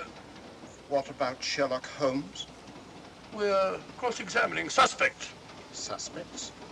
Of what am I suspected? Oh, the fellow's dead. Murdered, you know. Now, let me get this straight. You say a murder has been committed on this train? Next compartment. And because a perfect stranger to me got himself murdered, you come to question me? Well, we've got to question everybody. Are you a policeman? No. Then by what right do you force your way into my compartment? Well, What are you doing on this train? Where are you going? Not going anywhere. Holmes and I are on the train to watch the... I know. It's a diamond or a pearl or something of fabulous value. This fellow Holmes is always chasing after missing jewels or mysterious females.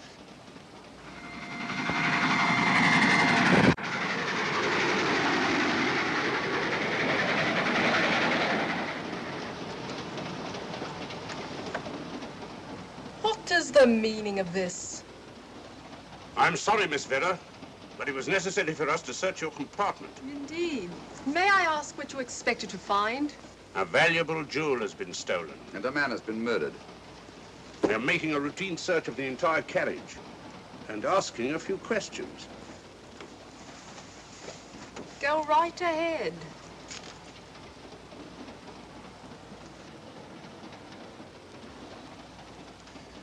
I understand your journey is rather a sad one. Your mother...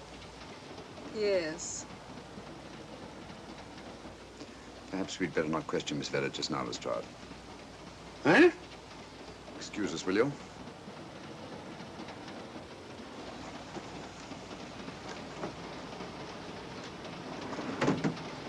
What's the idea, Mr. Holmes? Matter of taste, Lestrade. The young lady is taking her mother to Scotland for burial. In a coffin?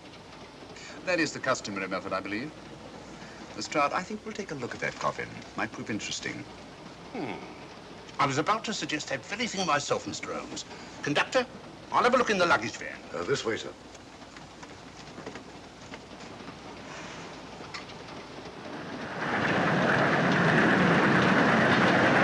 But I am Dr. Watson. Dr. John H. Watson of 221B Baker Street. Retired. My friend Sherlock Holmes can vouch for me. Your alibi isn't worth a Scotch farthing.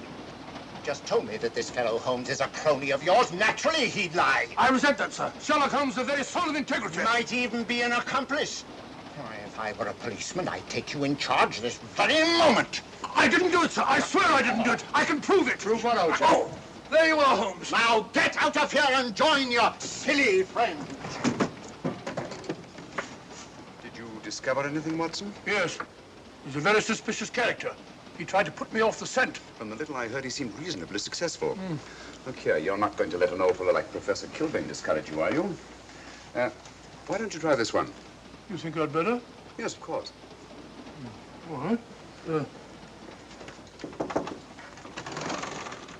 Do you mind if I come in? You may. Thank you. I'm sorry to bother you, but I represent the police. I knew it. Alfred, I told you. Told him what? Well? It's quite all right, Inspector. I'll confess. Confess? You mean you stole it? You've got it in there? Yes. No. Leave it where it is. I'll go and fetch Inspector Lestrade at Scotland Yard. And don't either of you attempt to run away. Oh, no, Inspector.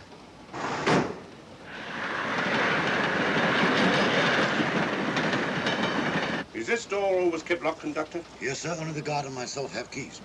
Got him, Holmes. Oh. The thieves. Thieves? Where? Come on, speak up. That married couple down there. Mr. Sherlock? Yes, I confessed. Confessed?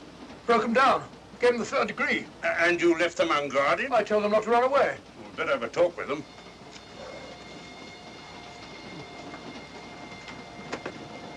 Oh, it's you again.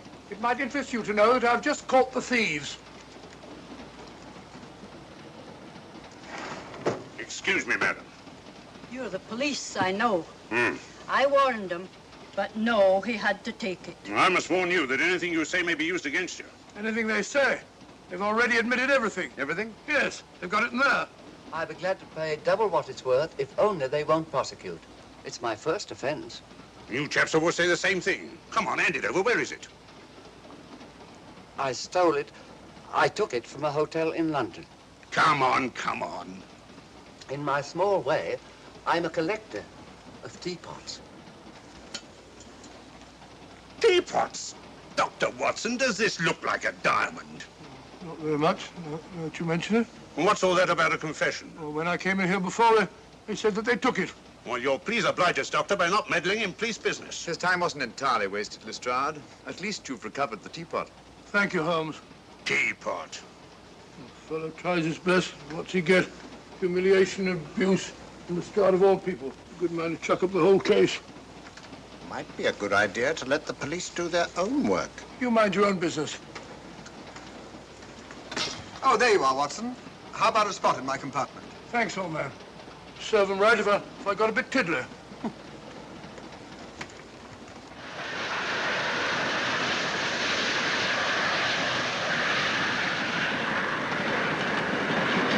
I suppose you realize you'll be turned over to the police as soon as we reach Edinburgh. Dr. Watson, teapots. Well, I beg your pardon, Professor Kilbane. You're in the next compartment, aren't you? I am. I'm afraid we'll have to ask you a few questions. Now, don't tell me that you're going to start. You mind? Well, of course I mind. Come on, in you go.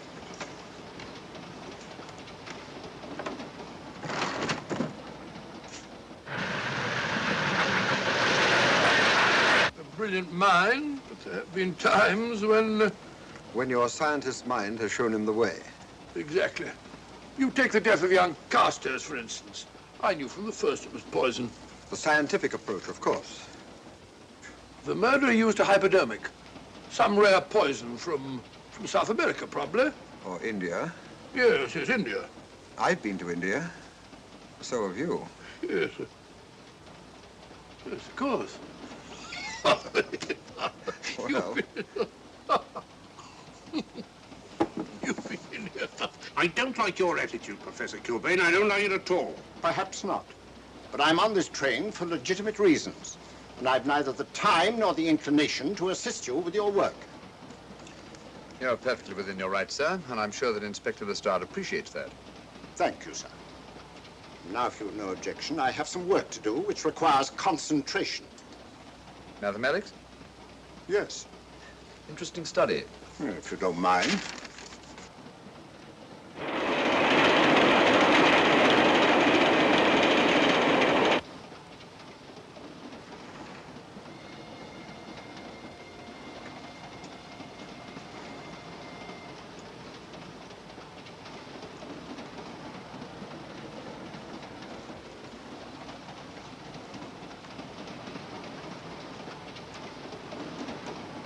Looking for something, Lady Margaret?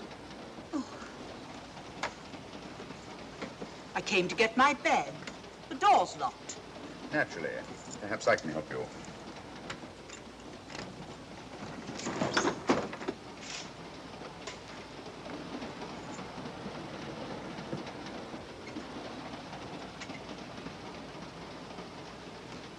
Thank you. Mr. Holmes, I must talk to you about the diamond. Oh, don't you worry about that, Lady Margaret. £50,000, and you tell me not to worry? My son employed this man to guard it, and it was stolen right under his very nose. I warn you, I intend to take this matter up with your superiors. I'm a private agent, Lady Margaret. Good. I shall report you both to Scotland Yard. But I am Scotland Yard.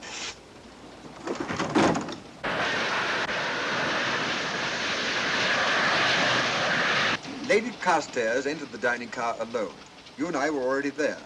Holmes came in later, and I understand that Inspector Lestrade remained in his compartment with the curtains open, so that if anyone had gone in or out, he would have seen them. See, you've got something there. Well, let's look at this thing objectively. Lady Carstairs seemed more concerned, was more concerned at the loss of the diamond than at the death of her son. By George, you're right. So she was.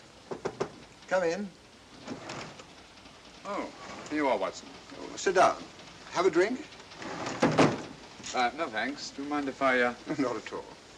I've been thinking about this case, Holmes. That is, Duncan Bleak and I have. Yes, so I see. Well, the way we figure it out, the old trout is the only one without an alibi. Yes, we feel that you're approaching the whole thing from the wrong angle. Really, Watson? What's your theory? Insurance. A lot of people insure jewelry and then try and collect on it. Interesting suggestion. I suppose you go and ask Lady Margaret just how much insurance she carries on the Star of Rhodesia. No, thank you. We've already had 2 tries. Why don't you ask her yourself? For a very simple reason I already know. You're quite a doodler, sir. Oh, if you know, would you ask me? Trying to make a fool of me.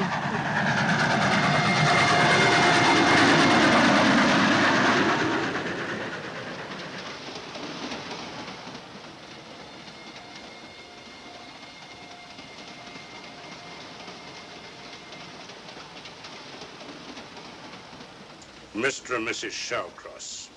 Teapots. Well, we can eliminate them. Professor William Kilbane. I've sent a telegram to the Edinburgh police to check up on that mathematics professor. Interesting. Now what? Well, just a coincidence. What's a coincidence? The fact that this fellow Kilbane happens to be a professor of mathematics. Ah. Come again, Mr. Holmes? Lestrade, did you ever hear of Colonel Sebastian Moran? Of course I did. What about him? Well, then, as you know, Colonel Sebastian Moran was the most sinister, ruthless, and diabolically clever henchman of our late but unlamented friend, Professor Moriarty. I've never seen him, but I've been unpleasantly conscious of his presence more than once. As a matter of fact, he was directly responsible for what very nearly turned out to be my premature death on 3 separate occasions. Very pretty, Mr. Holmes. What's all that got to do with all this? Oh, possibly nothing. However, his speciality was spectacular jewel robberies. And for relaxation, he was addicted to the study of mathematics. Are you inferring that this Professor Kilbane is Colonel Sebastian Moran? That he murdered young Carstairs and stole the diamond? Well, what about this woman, this Vivian Vedder? What about her? No one's above suspicion. And Lady Margaret. She might have a motive for wanting the Star of Rhodesia stolen. She wasn't very concerned over the death of her son. And this friend of Dr. Watson's, this Major Duncan Bleak, might be just as sensible to suspect him. No. As far as we know, only 4 persons knew the Star of Rhodesia was on this train. Yourself, Dr. Watson, the dead lad, and myself. And Lady Margaret. And Lady Margaret. I'll have another talk with her ladyship.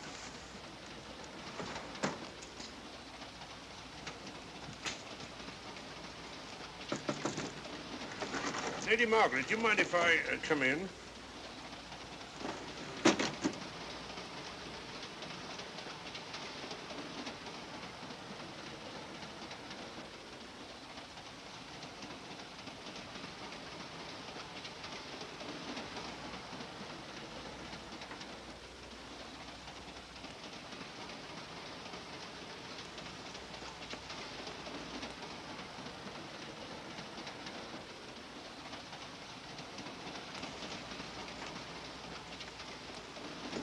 Holmes. Leave it open, will you?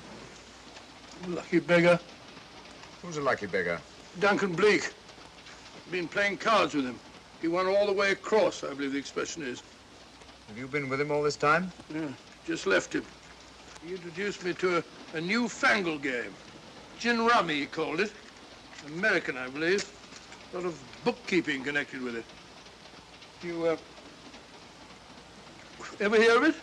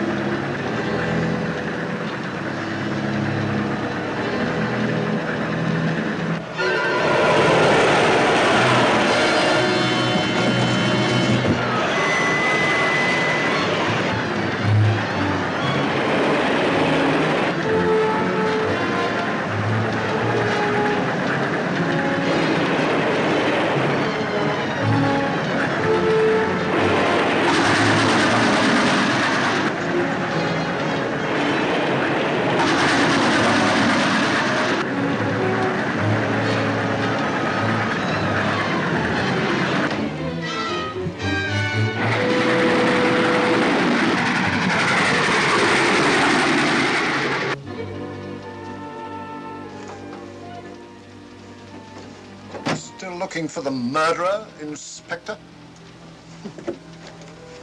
Impossible, fellow.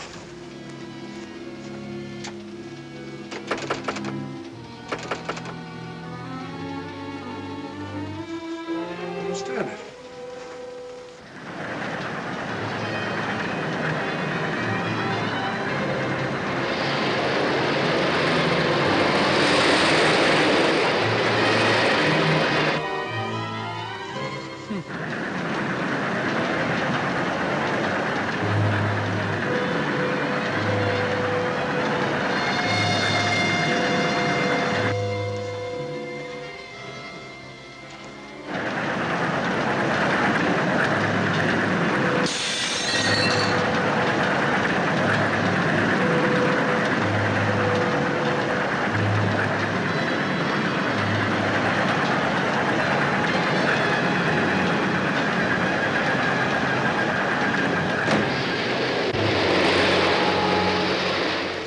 Into thin air.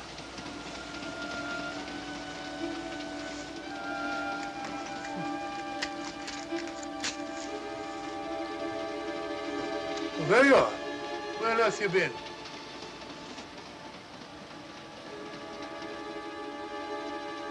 I asked you where you'd been. Hello?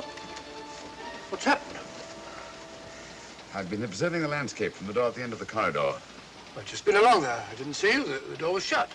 Actually, I was on the outside. The outside? Yes. We must try it sometime. I think we'll take a look at that coffin. You remember, I was interrupted the last time. Sorry.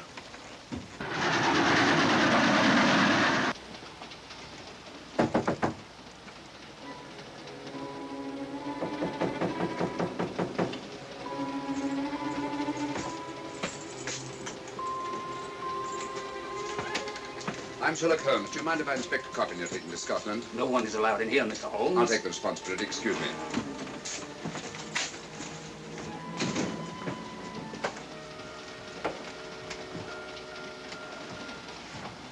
Does it occur to you, Watson, that this is a very unusual coffin? I don't know. A trifle ornate, perhaps.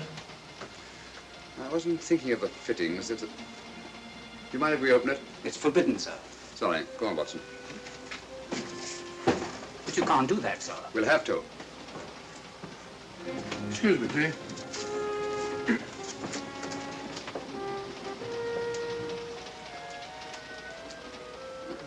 Little old lady. As I thought. Shallow. Body only comes down to about here. You think there's a secret compartment underneath? There has to be.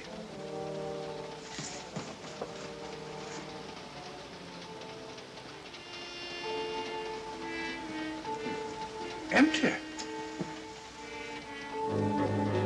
Yes, but it's been recently occupied. We asked Lestrade to come in here. He's with Lady Margaret. Right, your Holmes.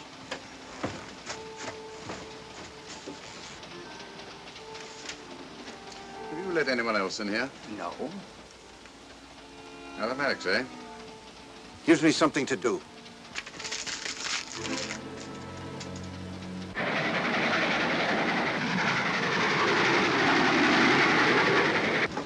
Come quick. What is it? It's the coffin. Holmes found a false bottom in it. Enough room for the murderer to hide in. What?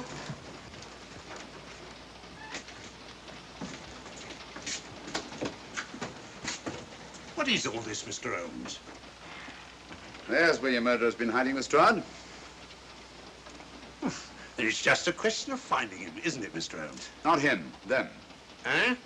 This affair is obviously the work of two men, the one who planned it, and the other who hid in the coffin, and at a prearranged time emerged to commit the murder and effect the robbery.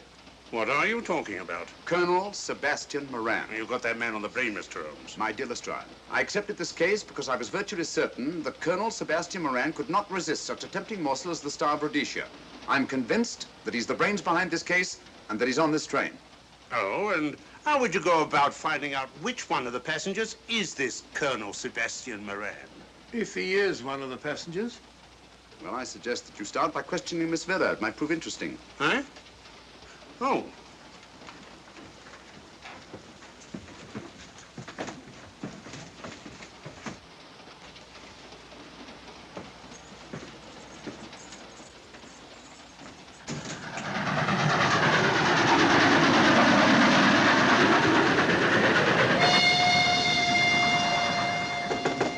Who's there?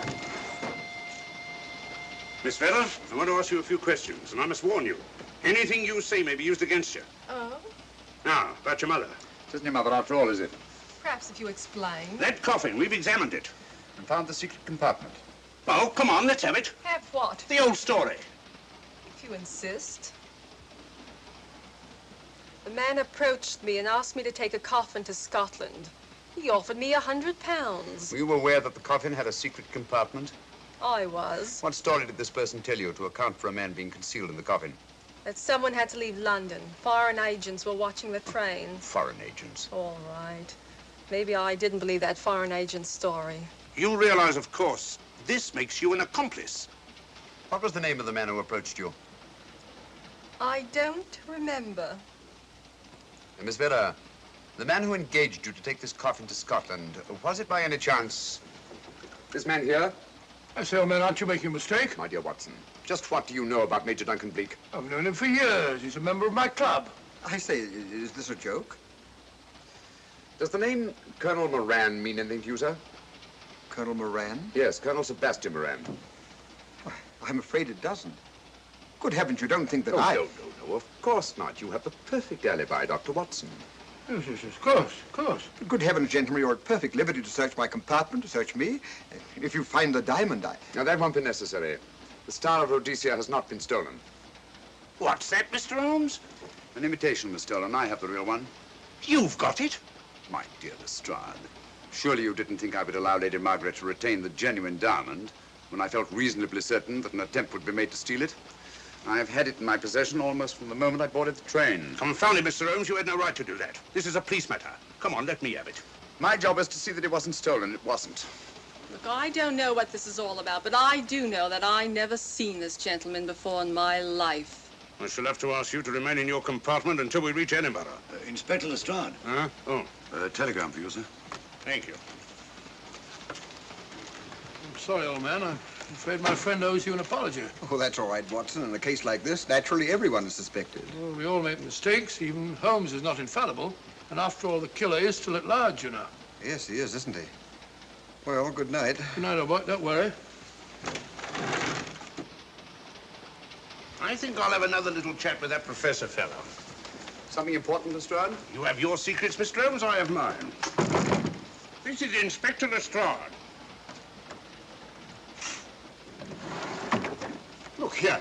Is this racket going to continue all night? Professor Kilbane, you told me you were on the staff of the University of Edinburgh. I said nothing of the kind. You most certainly did. I urge you. Mr. Holmes here urged it. Oh. I merely said that I was a professor of mathematics and that I was returning to my home in Edinburgh. Well, it might be necessary to talk to you again. Later. You come pounding on this door again and I'll have the law on you. I am the law. And stop barging in and out of my room like a chambermaid.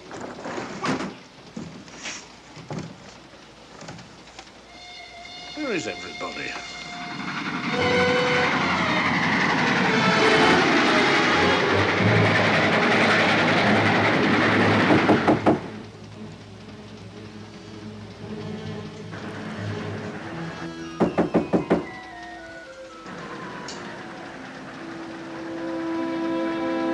The chap doesn't want to open the door, probably. This should help us.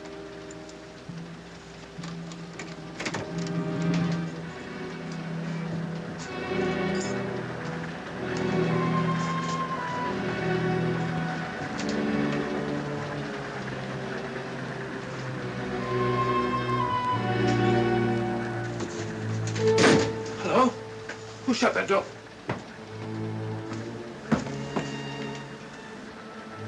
Great Scott, the guard. The murderer came back from the scene. Hypodermic. Look again, old fellow. Scratch. Just a scratch. Like the one on Ronald Carstairs. Small dart. Apparently made of some soluble substance. Probably a gelatin preparation that melts in the wound. That's why you couldn't see anything on Carstairs. The murderer was about to get rid of the body. He heard the knock and became frightened. Here, let me have that, will you?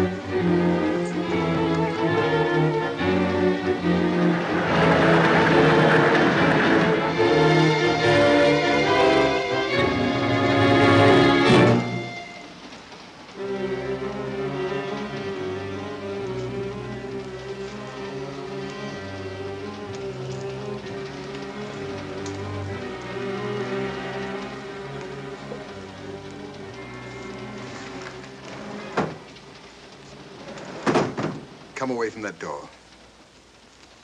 Were you seen coming in here? No. Sherlock Holmes and the fat bloke are in the luggage van now. How about the guard in the corridor? He didn't see me. I fixed him temporarily. The guard in the van did. I had to kill him. Here, you'd better take this. This isn't the Star of Rhodesia? You wouldn't be trying to double-cross me, would you? Sherlock Holmes got the diamond and replaced it with this imitation. Now that Scotland Yard inspector has the real Star of Rhodesia. Was he with Holmes and Watson in the luggage van? No. Good, then he's probably in his compartment. But you'll have to hurry. I don't like it. Neither do I. All you have to do is to relieve him of the diamond. Scotland Yard inspector, why, that's something different. Naturally, it'll mean more money for you. You'd like that, wouldn't you?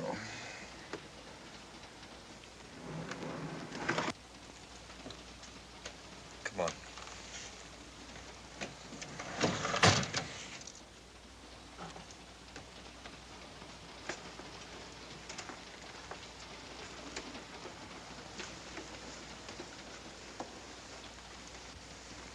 He's in there.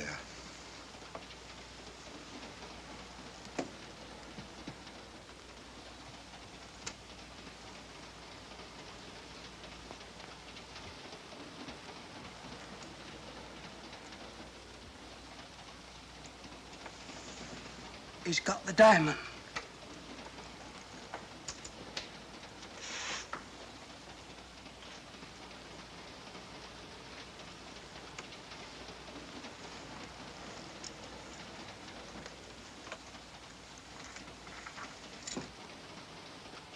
You use this.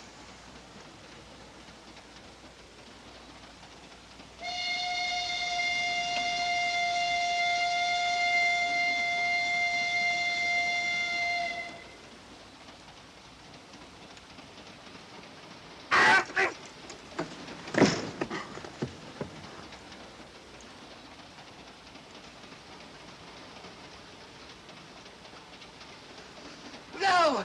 No, don't shoot! Shoot! No, don't shoot!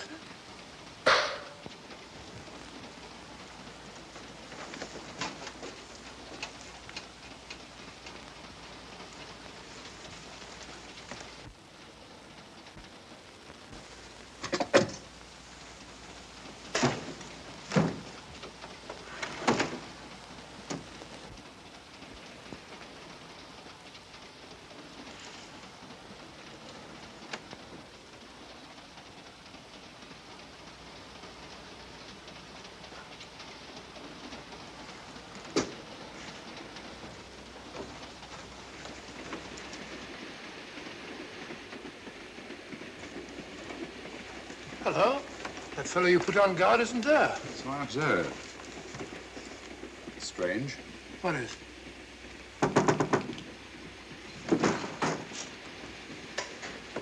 Lestrade. Yeah. Help me to get him up onto this seat.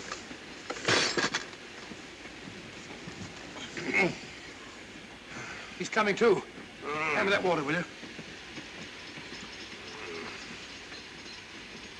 Well, it's nothing very serious. I'll attend to him properly later on.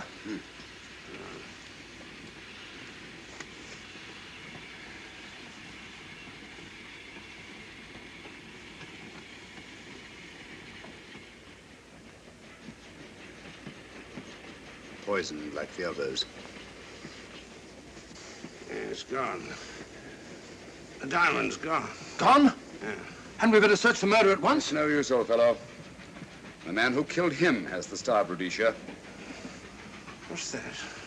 It's an air pistol, Lestrade, that fires a poisoned dart. It's quite an unusual design. You were attacked because you had the diamond. Fortunately, this wasn't used on you. Hello, we're coming to a stop.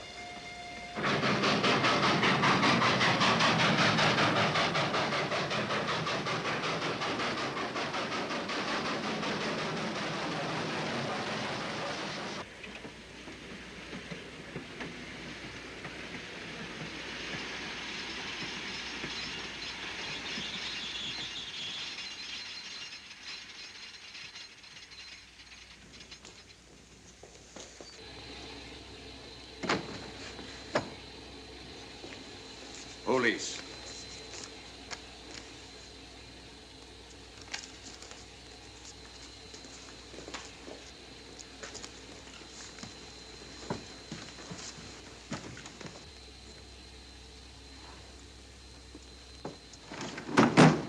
Scottish police. Oh. I don't feel up to it, Mr. Holmes. Would you be good enough to talk to them? Certainly. Thank you. You keep quiet, old boy. Be back in a minute.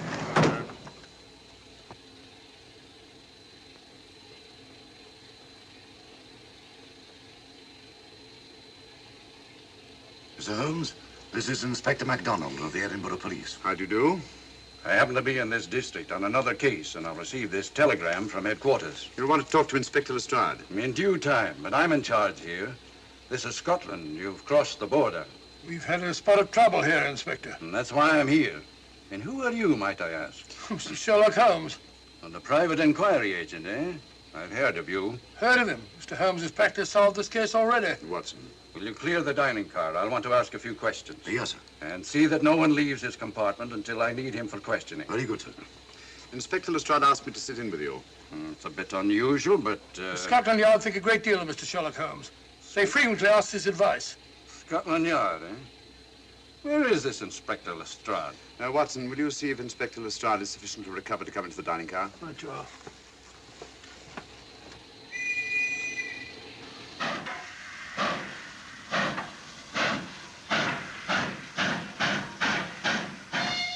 Anna, I know all about you, and frankly, you're in for it.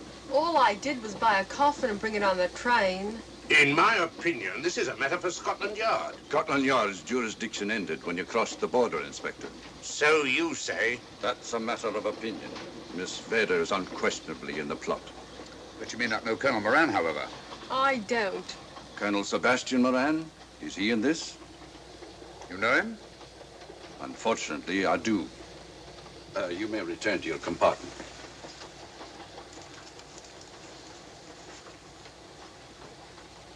You said unfortunately. Aye. I once had an encounter with Colonel Moran. The only time in my entire career I've been bested. The cleverest criminal since the late Professor Moriarty. And then I concur. Well, where is this Sebastian Moran? He's traveling on this train under the name of Major Duncan Bleak. What on earth are you talking about? Are you serious, Mr. Holmes? Constable, bring in Duncan Bleak. Aye, sir. Duncan Bleak? But he played for the gentleman at Lord's.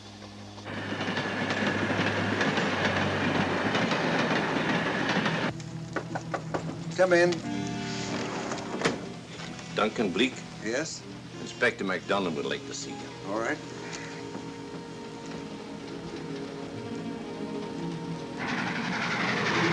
Colonel Sebastian Moran, eh? It will give me great pleasure, Mr. Holmes, to meet up with that scoundrel again. You wanted to see me? Yes, Colonel Moran. You're under arrest. Oh, so you've managed to convince him that I'm the mythical Colonel Moran. Not mythical, Colonel. You've forgotten that affair at Inverness 3 years ago? I've never been in Inverness in my life. Do you mind if I search you? Go ahead.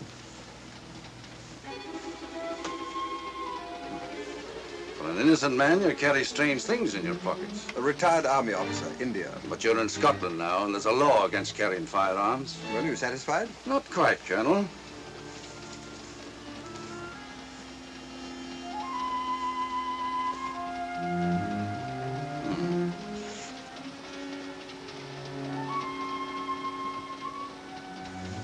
Now I am satisfied. This clears things up pretty well. We'll be coming into Topham in a few minutes. Train doesn't stop at Topham, I'm afraid. I'm afraid you're wrong this time, Holmes. This train will stop at Topham. You're only delaying the inevitable, Colonel Moran. You can't get away. Oh!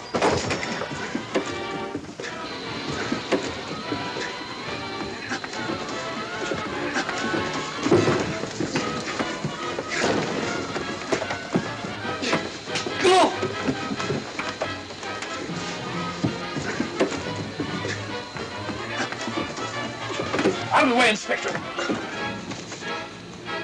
All right, Inspector MacDonald, here's your man. Who pulled that cord? It's all right, conductor. We'll get off here with our prisoner. Constables, take him off. Quite a struggle, Inspector MacDonald. Good work, Mr. Holmes. Perhaps I underestimated you. Was it you who hit me?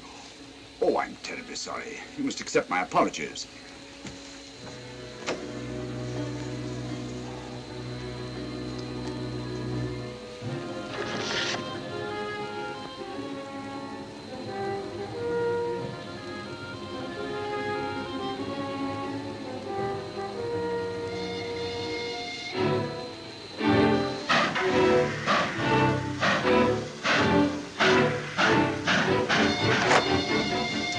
Well, that's that. Where's Lestrade? Look under that table over there. It's not Lestrade. Great Scott, it's Duncan Bleak. I mean, Colonel Sebastian Moran. Come on, old fella, give me a hand.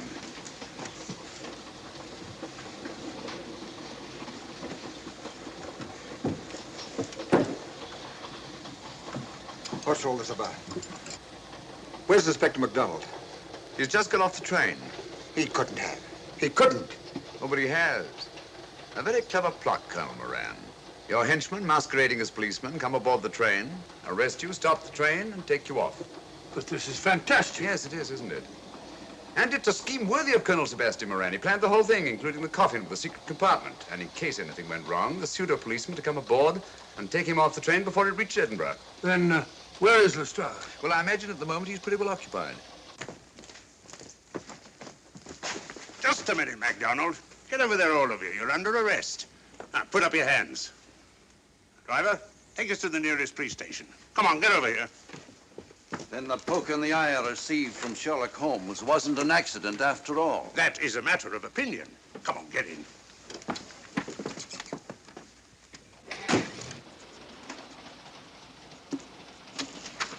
Send that off as soon as possible, will you? Very good, sir. It's a telegram to the real Edinburgh police. Ask him to meet us when we arrive. But how did you know this fellow wasn't the real Inspector MacDonald? Elementary, my dear Watson. In the first place, it didn't put handcuffs on Colonel Moran, so I had to do it myself. And in the second place, Inspector MacDonald, during the fight, was more hindrance than help, which is not characteristic of a real policeman. Amazing, Holmes. Uncovering such a fiendish plot with so little evidence. Yes, I forgot to mention that I also happen to know the real Inspector MacDonald of the Edinburgh Police. Oh, was Lestrade in on all of this? Yes, and surprisingly enough, he grasped the situation immediately. It's very unusual. Let's hope he hasn't overdone it. Very clever, Holmes. You've got me, but you haven't got the Star of Rhodesia. Oh, but I have. If in the dark I could substitute a big hulk like Lestrade for you, Colonel Moran, it's no very great feat to, switch a little thing like a diamond.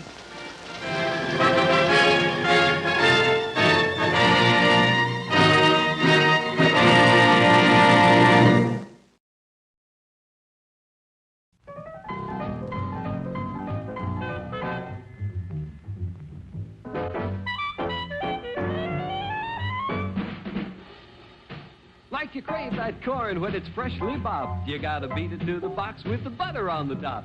Get with it, man. Start strolling down to the sweets that set you rolling, the best in town. Our candy's real gone, if I'm understood. To all you squares, that means the confection is positively delicious. Cork that stuff.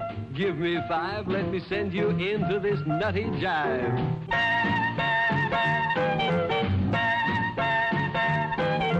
Go, man, go. It ain't very far. Shake it on down to this cool snack bar.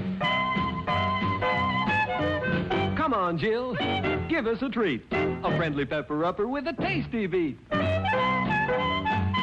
Drink Dr. Pepper, Dr. Pepper, 'cause it never lets you down. Frosty, man, frosty.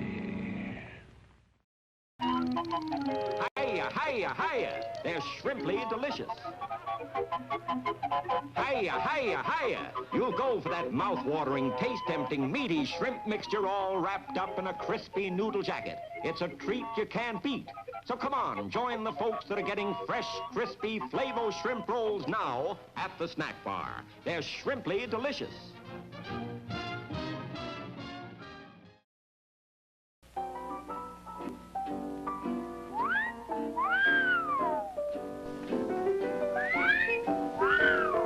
Hot dog. Hot dog? Yes, sir. Yes, sir. The hot dogs at our concession stand do rate an appreciative whistle.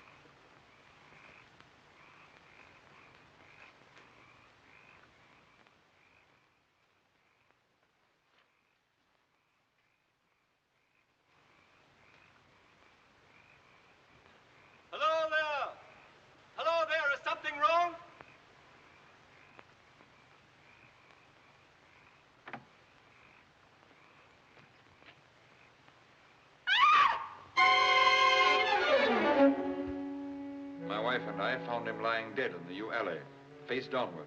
What did you do then? I hurried across the moor to fetch the doctor, Dr. Mortimer. He was at dinner with Miss Stapleton and her brother. Very well, Barrowman. That's all.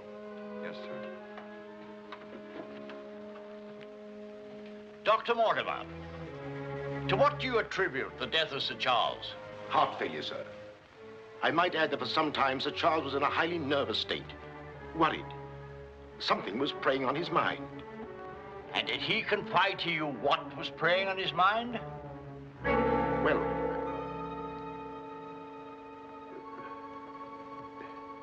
no. Well, then what about those footprints, Mortimer? As though Sir Charles had been tiptoeing back towards the house. I examined them myself, and as a man of science, So did I, Mr. Stapleton.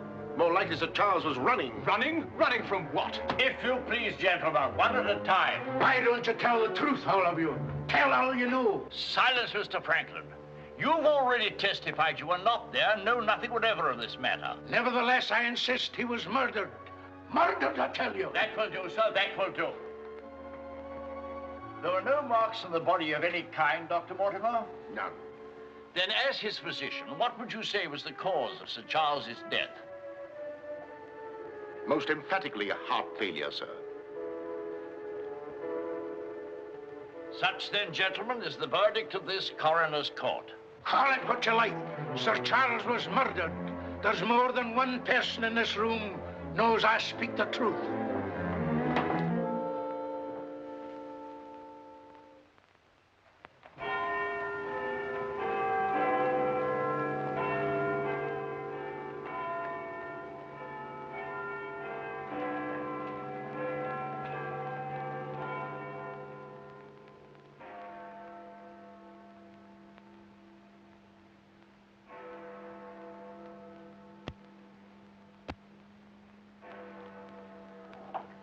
I'm blessed if I know why on earth you want all these clippings about this Baskerville fellow. I've an idea, Watson, that young Sir Henry isn't destined for a very long existence in this world. What? My conjecture is that he'll be murdered. Murdered? It'll be very interesting to see if my deductions are accurate. Oh, Mr. Holmes, while you were out, a gentleman called to see you and left this. He asked you to give it to me? Oh, no, sir. He just left it by mistake, I imagine. Uh-huh. Dr. Mortimer? He didn't leave his name, sir. No, it's here on the stick, Mrs. Hudson. Oh, is it? I didn't notice. Do you know any Dr. Mortimer, Watson? Well, what did he want? He didn't say, sir. What do you make of it, Watson? Why should I make anything of it? The fellow came to see you. Ah, but what kind of a fellow? Let me hear you reconstruct him from his walking stick by our usual method of elementary observation. Well, I should say that Dr. Mortimer is a successful man, well esteemed. Good, excellent. I should say that he does a great deal of his visiting on foot, because the iron ferrule is worn down. Perfectly sound. Let's have a look at this inscription. From his friends of the CCH. CCH. I should say that's for something or other hunt. Really, Watson, you've excelled yourself. Does anything escape me? Almost everything, my dear fellow. Huh? A present to a doctor, I'd say, is more likely to come from a hospital than a hunt. And when the letters CC are placed before the hospital, the name Charing Cross Hospital rather obviously presents itself. Oh, you may be right. Furthermore, I'd say that Dr. Mortimer had a small practice in the country and was the owner of a dog. How can you tell that? Quite simple. From the teeth marks. Look, you can see for yourself. A rather large dog, I'd say. And unless I'm mistaken, Dr. Mortimer will call on us again in a few moments. Rubbish, Holmes. Rubbish. How the devil can you deduce that? Well, as he left his stick, isn't it reasonable to presume that he'll come back and get it? Dr. Mortimer, sir. Mr. Holmes? Yes. Come in, Dr. Mortimer. I took the liberty of calling upon you. And left your stick. Oh, so I did. Thank you so much. A presentation, I see. Yes, sir, from Charing Cross Hospital. This is my friend, Dr. Watson. Of course. How do you do, sir? Mr. Holmes, you're the one man in all England who can help me. Well, won't you sit down? Thank you.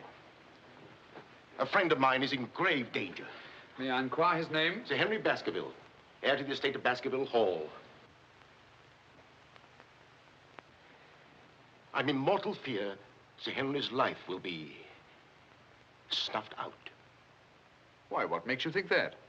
I have information which leads me to believe that for centuries past, every Baskerville who's inherited the estates has met with a violent and sudden death. But as I recall it, Sir Charles died from natural causes, heart failure. Apparently. And that was the verdict of the coroner, in which I, as Sir Charles' physician, concurred. But there was one point which I kept back from the police, from everybody. Yes? About 50 yards from where Sir Charles fell dead were footprints. A man's or a woman's? Mr. Holmes, they were the footprints of a gigantic hound. A hound? Well, why didn't you report it? Not a soul would have believed it. During the night it rained, and in the morning the marks were completely obliterated, but I saw them as clearly as I see you. And then, a few days ago, as one of the executors of the estate, I found this old document. Legend of the Hound of the Baskervilles.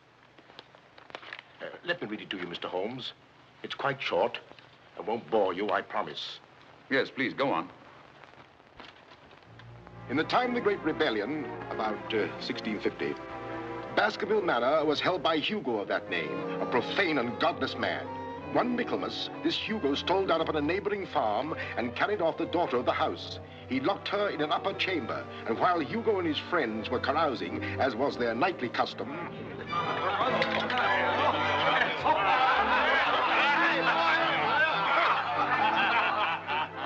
Such a cuddlesome little wench never existed before, I swear. Cheeks soft as velvet, a form so wondrously rounded. Tell us more. What happened then? Where was I? Form, you were saying. Oh, yes. No need to cry out, I told her. Hugo will not hurt you. With that, I whisked her up on my saddle, covered her with my cloak, and we were off like the wind. You brought her here? To the manor. Where is she? Go fetch her, Hugo. Easier said than done, eh, Hugo? How can he fetch her if she isn't here? Oh, she isn't, eh? Come on, I'll show you. I'll take a look.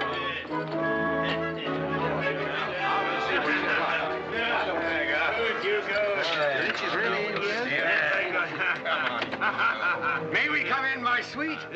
These drunken sots would give Hugo the... There is no girl. Gone! Gone! Out of my way! What ails him? Hugo, devil, what did it... Get in! Yes, Sir Hugo. What's wrong, sir? She's gone, the wench. Well, don't stand there gaping. Go bring my mare. What's wrong? I've never seen him in such a rage. Where's he gone? Let's follow him. Let's go, Roderick. Farewell. Come on, Matthew. Hold the stirrup, you blockhead. I'll give my soul to the devil for that wench. You hear how he fetched his soul to the devil for that wench? Well, may he find her and wed her. Then the devil will have his soul.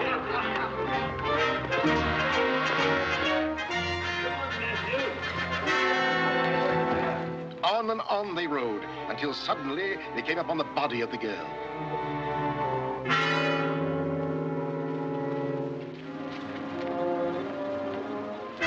Dead.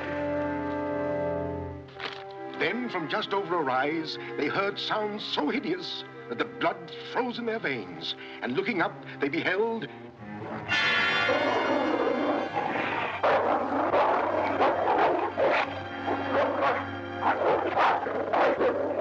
Before we could get at him, Sir Hugo was dead.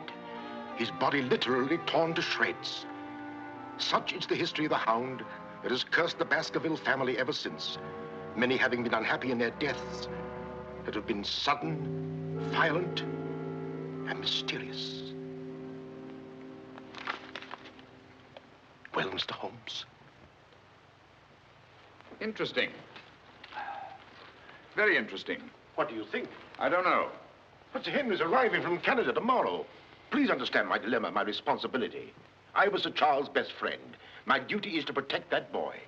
If I should take him down there to Baskerville Hall and anything happened to him... What I'd suggest, Dr. Mortimer, is that when Sir Henry arrives, you bring him here. Oh, thank you, Mr. Holmes. You don't know what a load you've taken off my mind.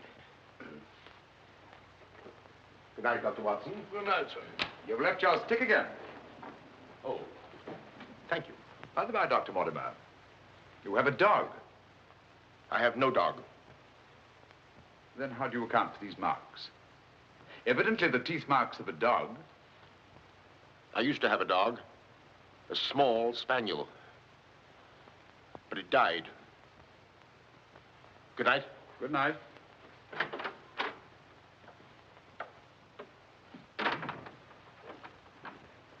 Well, Holmes, what do you make of it? Do you think there's anything in it? Good heavens, you're not going to start scratching on that infernal thing, are you? Dear old Watson.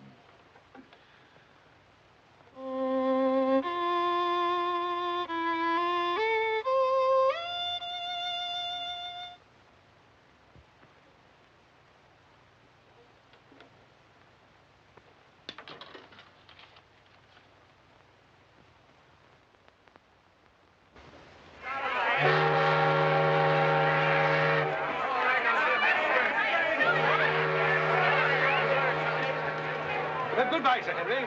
If you ever go back to Canada, be sure you sail with us. Thanks. You've all been wonderful. The very best of luck, sir. And the same to you. This Goodbye. way, Sir Henry. Ah, here you are, Sonny. Thank you, sir. And you? Thank you, Sir Henry. And you? Thank you, sir. Thank you. Sir. Oh, Sir Henry. Oh, it's too bad it's all over. Just when you and Betsy Ann were really getting to know each other. Oh, but we are going to see one another in London, aren't we, Sir Henry? Oh, I should love to. But I have to go down to the country, unfortunately. To your ancestral estate. How exciting. Perhaps, Betsy Ann, if you're very good, Sir Henry will ask us to visit him. Of course, yes. We're staying at the Savoy. Don't forget. I will. Bye. Goodbye. Sir Henry? Yes? I'm Dr. Mortimer. Your uncle was my best friend. How do you do? Thank you for coming to meet me. Not at all, my dear boy. Did you have a pleasant trip? Splendid, thank you. I've taken rooms for you at the Northumberland Hotel, where I'm stopping. Fine. I assume you'll be staying in London for a few days? Yes, I haven't seen it since I was a boy. Thank you, sir. Northumberland Hotel.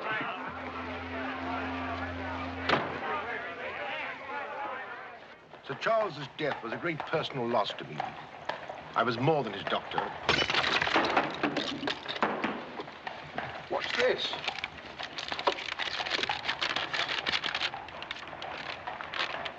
What are those words?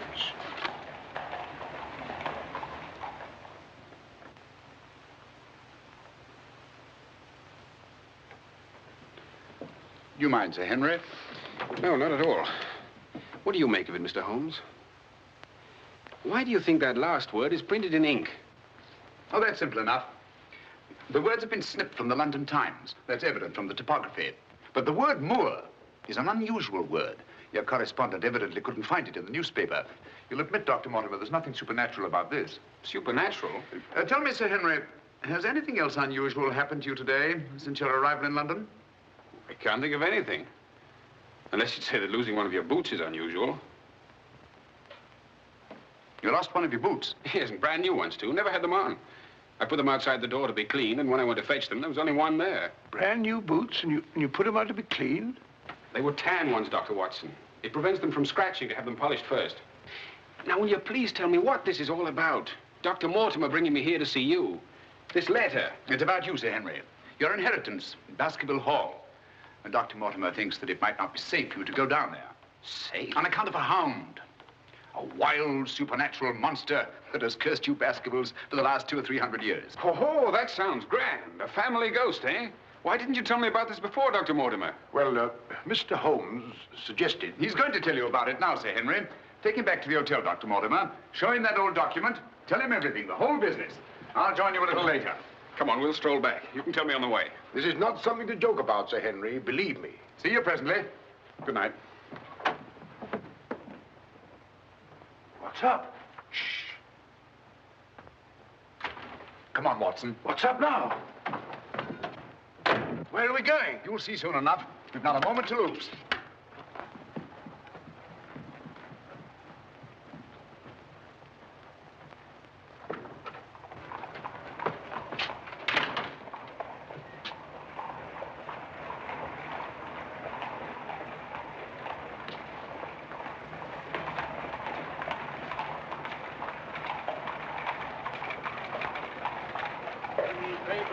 It's your evening paper. Keep your eye on that hansom.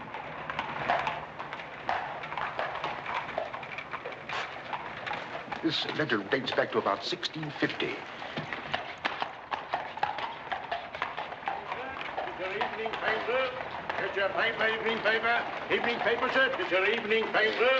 Get your paper, evening paper. Evening paper, sir. Tells all the latest news that's going on, sir. Tells you all about it. Thank you, sir. Evening paper. A dissident, drunken fellow. And he was a dissident. Look out! Stop! Whip up, cabby. Whip up, I say. Very good, sir.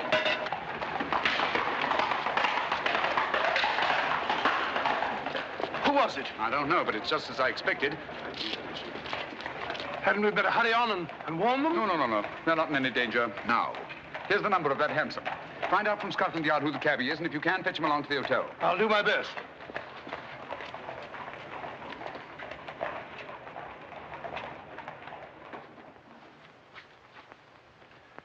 Well, now that Dr. Mortimer has told you everything, what have you decided?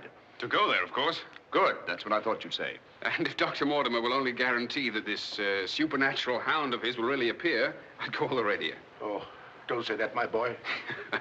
Sounds like a bogey story they tell kids to frighten them at night, doesn't it, Mr. Holmes? Yes, rather. It might interest you to know, however, that you were shadowed from my house. Shadowed? Yes, and probably have been ever since you arrived in London. By whom? I don't know. A man in a hansom. He must have seen me run after him and had the cabby dash off. Oh, by the by, did you ever discover your mislaid boot? No. Hello. Well, the brown one's here, but one of the black ones is gone. I'll ring for the chambermaid. Perhaps she can explain. Yes, do. Now, why should anyone want to take an odd boot and then exchange a brand new one for an old one? Can you explain it, Mr. Holmes? No, I can't. Come in. Did you ring, sir? Yes, about that boot of mine. Oh, I haven't found it yet, sir. I've made inquiries all over the hotel. Well, it's back, the brown one, but now one of my black ones is gone. Oh, sir, that is odd. Who else except yourself has access to this apartment? Only the housekeeper, sir, and she wouldn't do a thing like that. No, of course not. I'm terribly sorry, sir. I'll do my best to find your boot. All right, thanks. Oh. Good evening, gentlemen. Good evening, Dr. Watson. I've got him. Come on in, Clayton. Come this way. This is John Clayton, number 2704. How do you do? How do you do, Clayton? Won't you sit down? Won't keep you long. It's good of you to come. Thank you, sir. Now, Clayton, I wish you'd tell us who your fare was that watched a certain house on Baker Street this evening and later followed these two gentlemen. Well, I'm glad that you know as much as I do, sir. Well, not quite as much, I hope. The gent said as how he was a detective, sir. Oh, he did? Yes, sir. Mm-hmm. How would you describe this gentleman, Clayton? Well, it's, I suppose about 35 years of age, sir. Dressed like a toff. Had a small black beard, sir. And the color of his eyes? I can't say, sir. I see. When did he tell you that he was a detective? At the station, sir. When he gave me the 2 guineas, what he'd promised me. Mm-hmm. Did he tell you his name? Yes, sir. What did he say it was? Sherlock Holmes, sir. What? Well, that's the name what he gave me, sir. Sherlock Holmes. Well, whoever it is at least has a sense of humor. Here, Clayton. Here's something for your trouble. Thank you, sir. Thank you kindly, sir. Is there anything else I can tell you, sir? Nothing at all, I think. All right, sir. Good day, sir. Good day. Good day, gentlemen.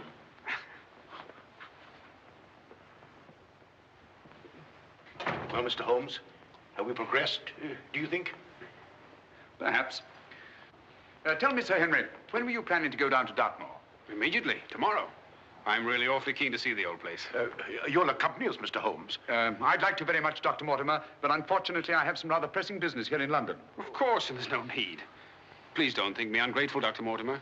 I do appreciate your concern for me. But this story of the Hound, it's nonsense. As for that silly letter and all the rest of it, I'm sure it can all quite easily be explained. I quite agree with you, Sir Henry. But all the same, if you don't mind, I'd like to ask Dr. Watson to go down with you. What's that? If you don't mind, Watson. Gladly, if you care to come. Of course. I'll be delighted. Good. Oh, thank you, Dr. Watson, and thank you, sir. Then we'll stalk the Hound together. Now, don't take it too lightly, Sir Henry. Well, I must be going.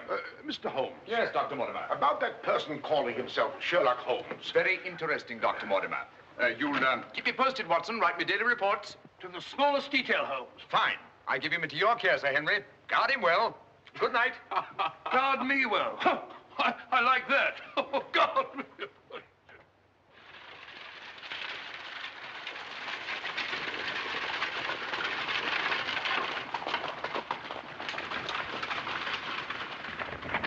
Here we are, Sir Henry, on famous Dartmoor. And what a history it has.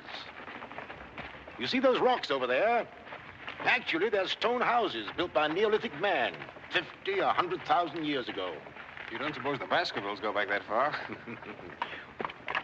And over there, beyond that hill, those dark spots, that's the great Grimpen Mire, as treacherous a morass as exists anywhere. Thousands of lives have been sucked down into its bottomless depths. Cheerful little spot. Fascinating. Oh, it is, Sir Henry. And mysterious. No wonder the people about here have such odd beliefs. Some will tell you that nothing ever really dies up on the moor. And after a time, one gets to believe it. Really? You believe that? Of course not. If I believed all the legends about this place, I wouldn't live here. I wouldn't have the courage. And now, if you look, Baskerville Hall, the home of your ancestors, Sir Henry.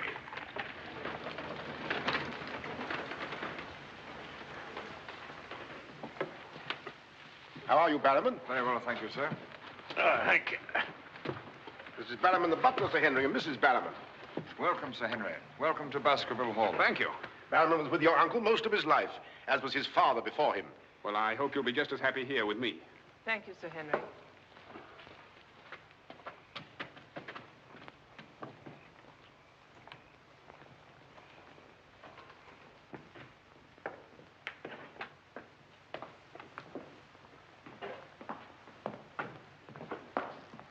Baskerville Hall.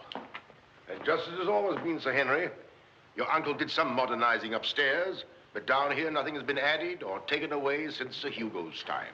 Well, I wouldn't say it's the most cheerful spot I've ever seen. I beg your pardon, sir. What time do you wish dinner served, sir?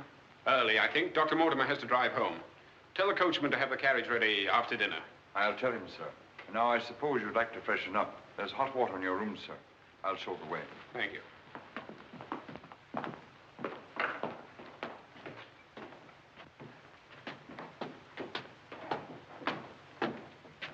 Be careful, sir. These steps are a bit in need of repair.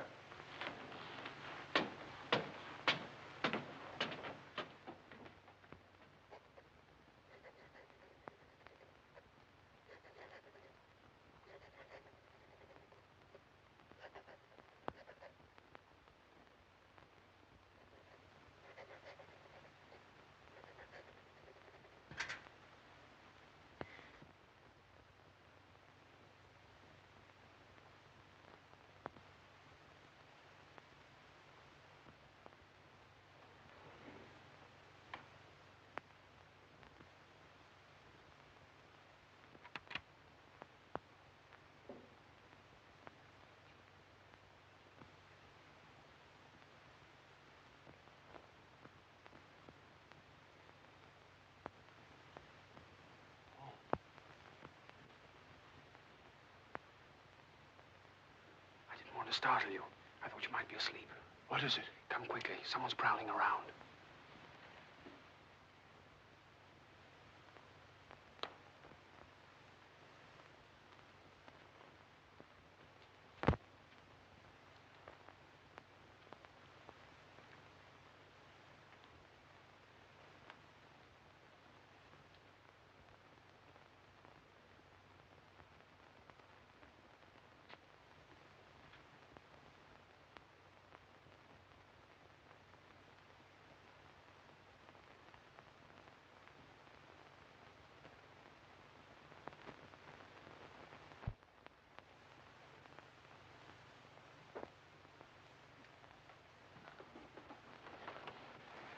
What are you doing, Barrowman?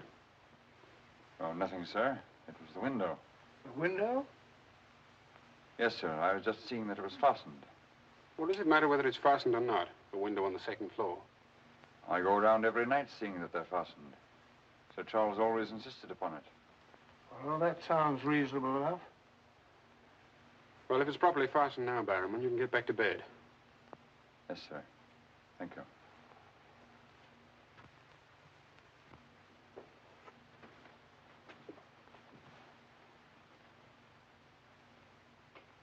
Do you see anything? Nothing. Nothing except a pinpointed light a long way off, over there by the crags. Well, keep your eye on that point of light. And tell me what happens.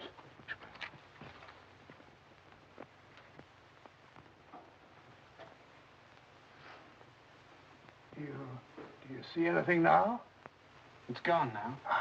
There it is again. And there it goes. Just as I thought. Barrowman was signaling to someone. Come on, get some clothes. We'll find out.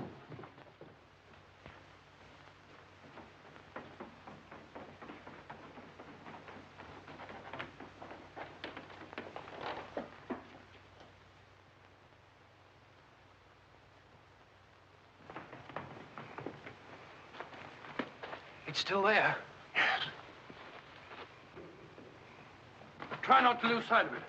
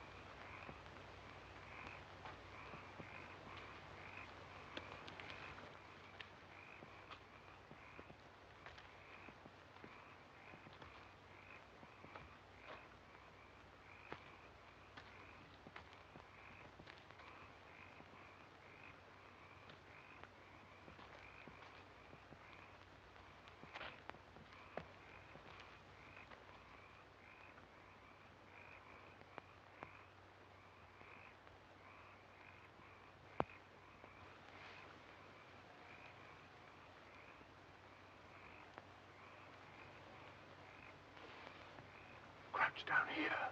Whoever it is may come back.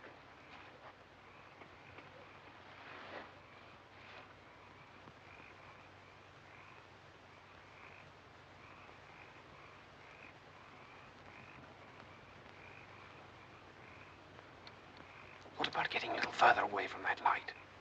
Up there. Good idea.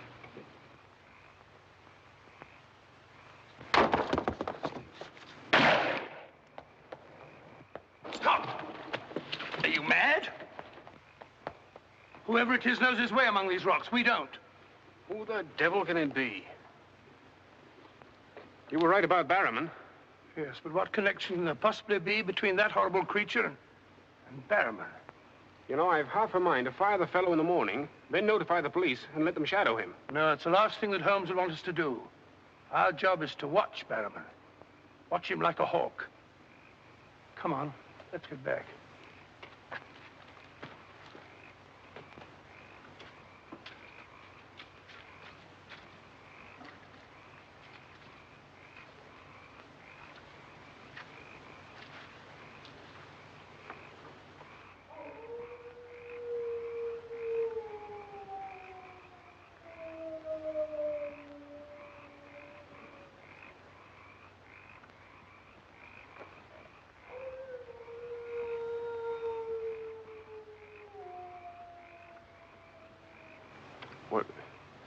What do you think it is? What does it sound like to you?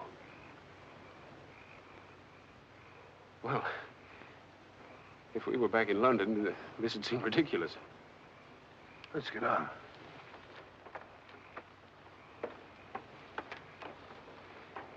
Look here, Doctor. You don't believe that nonsense, do you? Of course not. No more than you do.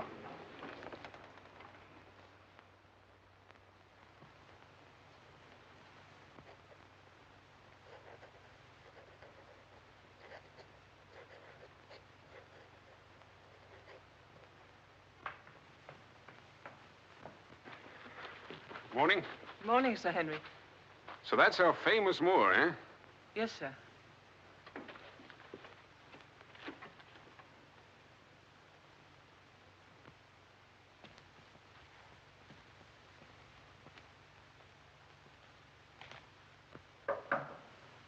Come in. Oh, where's Sir Henry? He went out, sir. Where? Across the moor. Didn't I tell you to let me know immediately if Sir Henry ever ventured out there alone? I know, but I only just found out from my wife.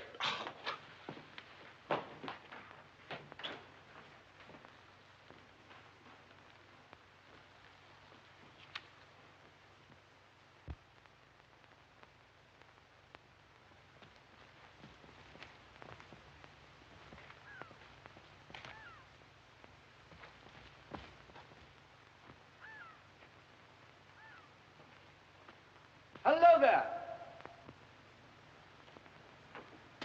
Oh, forgive my shouting at you, Dr. Watson.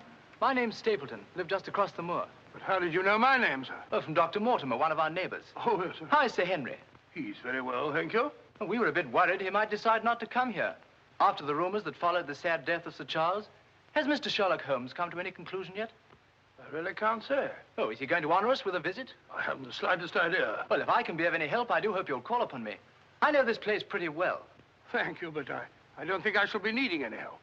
Wonderful place, this moor. From a scientist's point of view, there's nothing like it. Vast, barren, mysterious.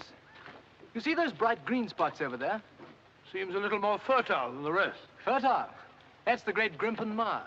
One false step means death. Only yesterday, one of the moor ponies wandered into it. Turned me sick with horror to see it struggling. And the sound of its screams... What's that? Oh, that? Well, the people round here say it's the Hound. Surely you don't believe such rot? Bogs make queer noises. Or perhaps it's a bittern booming. A bittern? Yes, a very rare bird. Practically extinct. If anything is extinct on the moor. Stop! Stop! Look out! Stop! That was a voice. A woman's voice. Thank heavens you heard me. Another few yards, you'd have been into that mire. Looks innocent, doesn't it? But only yesterday, a little moor pony got into it, and that was the end of it. Well, thank you for shouting at me. You're Sir Henry? Yes. Oh. I suppose I should say welcome, Sir Henry, but I'm afraid it wouldn't be sincere. Oh, that's understandable. A stranger coming here and taking the place of someone you were fond of. Oh, it's not that.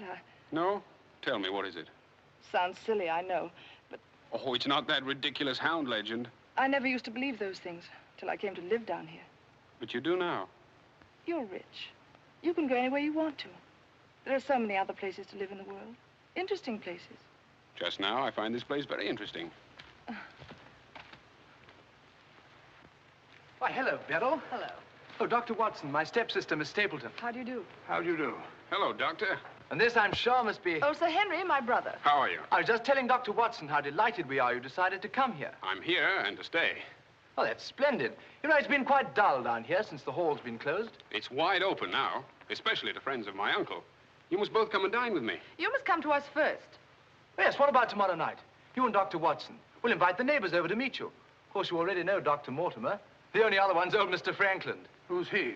Oh, wait till you meet him, Sir Henry. He'll bring suit against you, I warn you. What on earth for? Oh, you'll find something. Suing people is a passion with him. I'll look forward to meeting him. All right, tomorrow night, then. Thank you. And thank you again for rescuing me. Goodbye. Goodbye.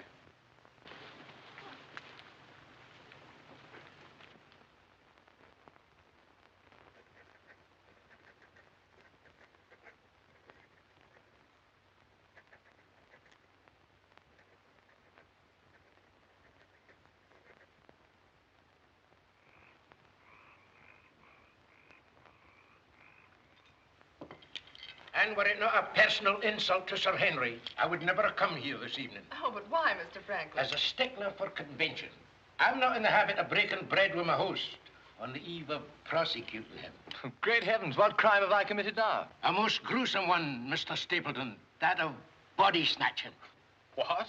You're a body snatcher, sir. A ghoul, a despoiler of graves. Oh, come, Mr. Franklin. That's a very serious charge. Oh, Beryl, Refill Mr. Franklin's glass, will you? Thank you, my dear. And an excellent vintage it is, too. But if you're implying that I'm tipsy, sir... Oh, of course he's not. Tell us more, Mr. Franklin. Whose body has Mr. Stapleton been snatching? According to my evidence, sir, Mr. Stapleton was seen digging among the old stone huts on the moor and removed from there a skull. Oh, that. A most interesting relic, Sir Henry, of Neolithic man. I'll show it to you after dinner. 50,000 years old if it's a day. Nonetheless, sir, you removed it from the grave without the consent of the next of kin. And according to British law, that constitutes body snatching. Deny that if you can. But what good will it do you to prosecute Mr. Stapleton? None, sir. I have no interest in the matter. I act entirely from a sense of public duty. If you care to drop by my house someday and take a tipple of wine with me, I'll be glad to tell you a thing or two about everybody here. About him prowling the Grimpen Mire at nights and why he takes her with him. Oh, there's no secret about us. As you know, I dabble a bit in the occult. Mrs. Mortimer has very strong mediumistic qualities. She finds the old caves on the moor particularly conducive to psychic phenomena. Very interesting. Have you ever tried to communicate with my uncle since his death? Oh, yes, on several occasions, but with no success. But if my wife would consent to a seance tonight, while you, Sir Henry, are present, we might... No, no, James, not tonight. Please. Perhaps some other time. Shall we have coffee in the drawing room? Why, of course, Mrs. Mortimer. I wish I could persuade my wife. Don't you think yes, the list? If you and Dr. Watson would care to see my little collection. Oh, yes, the skull. Yes, we're in here. I'd like you very much. Quite a museum. Oh, a very modest little collection. But this one really is quite a treasure. You'll observe its unusual cranial index. Gentlemen, my wife has consented. She's agreed to a seance. Splendid. Oh, fine. Please come at once. Now then, if you'll all get chairs and arrange yourselves naturally, comfortably here by the fire. As Shakespeare says, you can call spirits from the vasty deep, but will they answer? They'll not answer scoffers or skeptics. If that's your attitude, Mr. Franklin, perhaps you wouldn't mind leaving us. Oh, I'm sure Mr. Franklin didn't mean to doubt. Of course I doubt. And I ask you to keep a civil tongue in your head, Dr. Mortimer. Ordering me out from under the roof of my host is grounds for a very nasty little lawsuit. Oh, come now, Mr. Franklin. Sit down by me. Now, tonight we may communicate with Sir Charles. Find out what he feared so greatly. What he was running away from. Now, Jennifer, you sit here, please. Sir Henry, here. Or would you please put out those lights? Certainly. Stapleton, that light, please. Dr. Watson.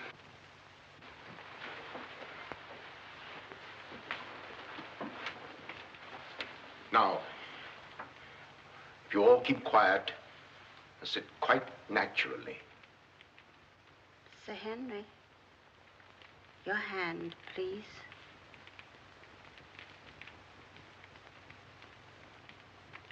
Sir Charles, can you speak to us? Let us know if you're present. There are things that only you can explain. Speak to us, Sir Charles, if you're here. There are things that only you can tell us. Sir Charles, can you speak to us?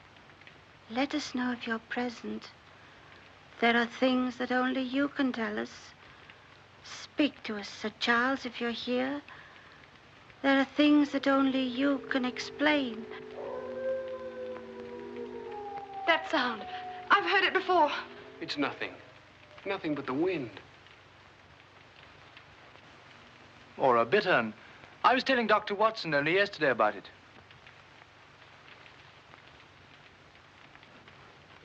Sir Charles?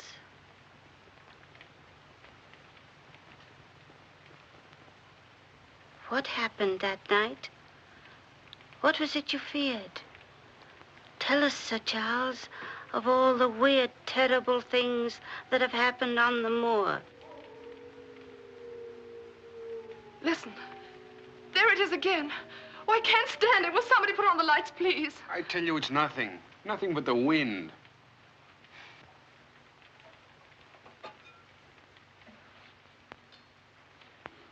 Mr. Franklin, what did you think it was? The Hound, of course. The Hound of the Baskervilles. Any fool would know that. James, get my cape. Take me home. Very well, my dear. Dr. Watson, can I give you and Sir Henry a lift? No, thank you. We have our own carriage. You're trembling. That wasn't the wind we heard. I've heard that sound before, often. That's what I tried to tell you yesterday on the moor. That's why I wish you hadn't come here. But sounds can't hurt you. It doesn't matter what they are or where they come from. You don't know. Oh, you've got to get all that nonsense out of your head, Beryl. I wish I could. You're going to. I'm going to make it my business to see that you do. You've been alone too much. There's nothing to do down here. That's the trouble. I'm going to change all that, if you let me. We'll go fishing together, riding. You like riding? Yes, I do. Good. We'll start tomorrow, shall we? Yes, thanks. Fine. I'll ride over for you in the morning. Are you coming, Sir Henry? Right, Doctor. Good night. Good night.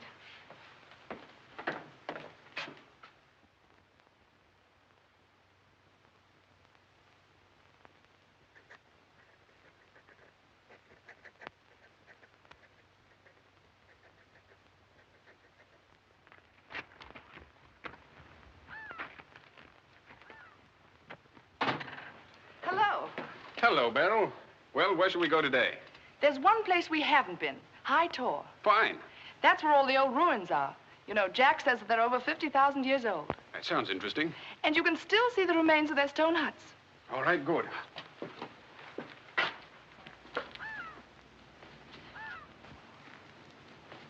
Those flattish stones over there, they're graves. Oh, and those huge ones, monoliths, the remains of their temples. Doesn't anybody know who they were or what they looked like? Jack has some theory about them. But anyway, they must have been very primitive, living on roots and dressing in skins. But still laughing and dreaming, just as we do. I wonder how many times some young savage brought his bride into this very hut. Said, take your hat off, darling, this is home.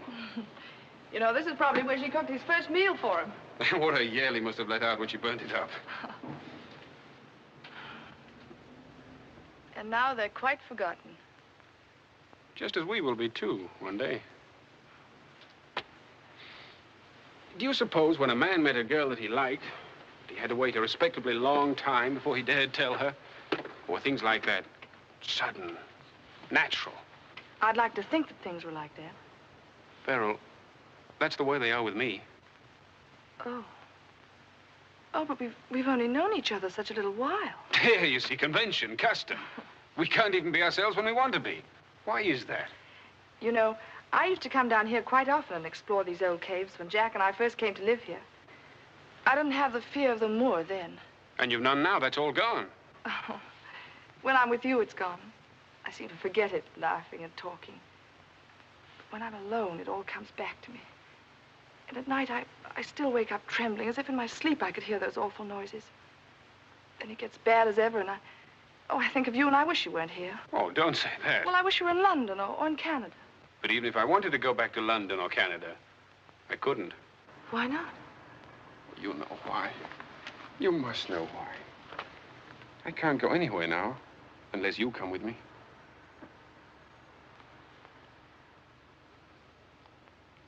Oh, Henry.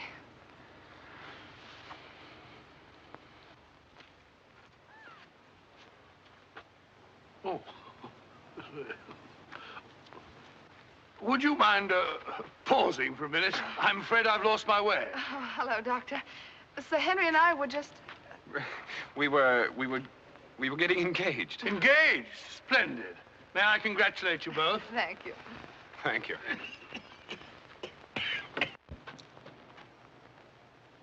Who is that? It seems that we didn't pick a very secluded spot. What do you want? Just crossing the moor, sir. Just crossing the moor. I'd be peddling my wares, sir. I must have something here. Would interest you, sir. How about it? How about a nice mouth organ, sir? No, thank you. Here's something an old squire like you could use, sir. A fussel. A fussel for calling your sheepdog. Calling my what? Sheepdog, sir. A regular charmer, sir. Hear him for miles around, sir. Take it away and yourself with it. How about some scent for the lady, sir? That'll do. Be off about your business. All right, sir. I ain't doing no harm. I ain't doing no harm. You know, that's what I hate about this moor. There's always something strange. Look, he's limping on the other foot now.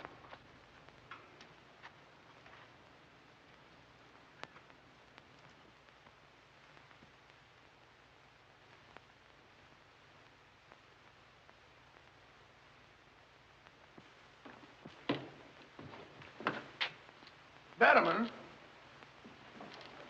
Yes, sir. Who delivered this note? No one, sir. I found it slipped under the front door. Thank you.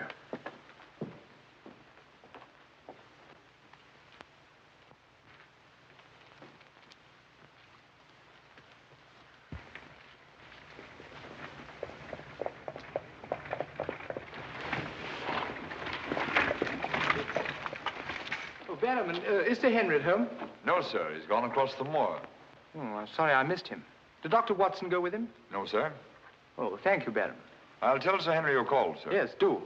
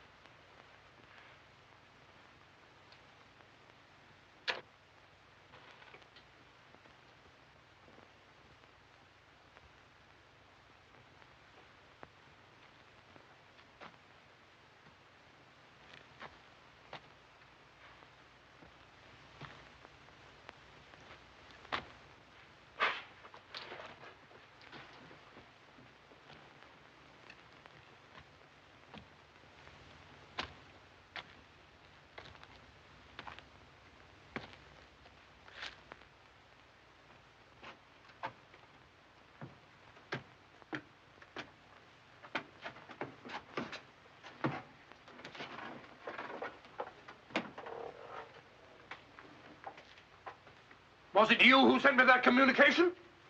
I did, sir. Out with it. Whatever it is you want me to hear. I only want you to hear this zither, sir. Zither? He don't come no finer, sir. What blasted impertinence. Getting me out here to say... Look here, my man. You're up to something. I only ask you to try him, sir. Be careful. This thing's loaded. Who are you? Well, I might ask the same of you, sir. Prowling around the moor, spying out on everybody. That's my business. To spy. Oh, what is it? Yes, and if you want to know who I am, I'll tell you. Who are ye? I'm Sherlock Holmes. Sherlock Holmes, the detective? Yes, and now perhaps you realize why I can't be hoodwinked. Oh, sir, that changes everything. Now, who are you? Quick! Well, in that case, sir... My name must be Watson. Holmes! How are you, my dear fellow? A fine detective you are, calling yourself Sherlock Holmes. So you've been down here on the moor all the time? That's a fine way to treat me, I must say.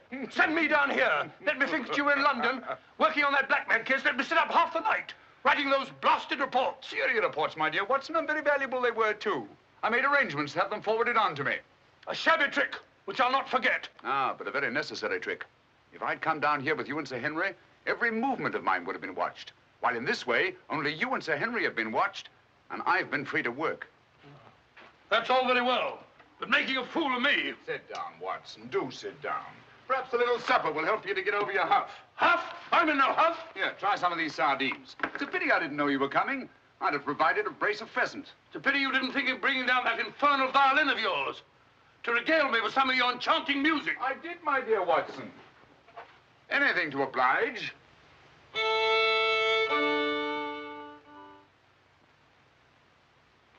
Well, if you've had enough to eat, Watson, and you're feeling in better spirits, I think we'd better be getting along. Getting along where, if I'm not prying? I'm returning with you to Baskerville Hall. There are still some gaps to be filled in, but all in all, things are becoming a little clearer. Not to me, I assure you. Still a hopeless jumble. Mr. Franklin, Dr. Mortimer, the Barrowmans, put it all together, and what have you got? Murder, my dear Watson. Refined, cold-blooded murder. Murder? There's no doubt about it in my mind. Or perhaps I should say in my imagination. For that's where crimes are conceived and where they're solved. In the imagination. But there's been no murder. Unless you mean Sir Charles. And the facts clearly indicated that he died from heart failure. That's why so many murders remain unsolved, Watson. People will stick to facts, even though they prove nothing. Now, if we go beyond facts, use our imagination as the criminal does. Imagine what might have happened and act upon it, as I've been trying to do in this case. We usually find ourselves justified. Then you know? Another day, two at the most, and I will know. My one fear is that the murderer will strike before we're ready. In that case... What's that? Where's it coming from? There. No. There. The Hound. Come on, Watson, quick.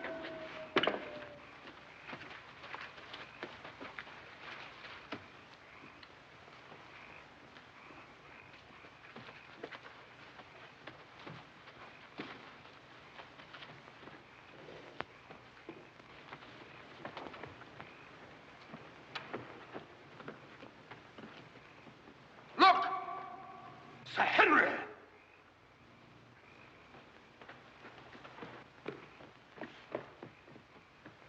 Must have run along that ridge and fallen over the cliff. He's dead. Skull crushed in. The convict. Thank heaven. What?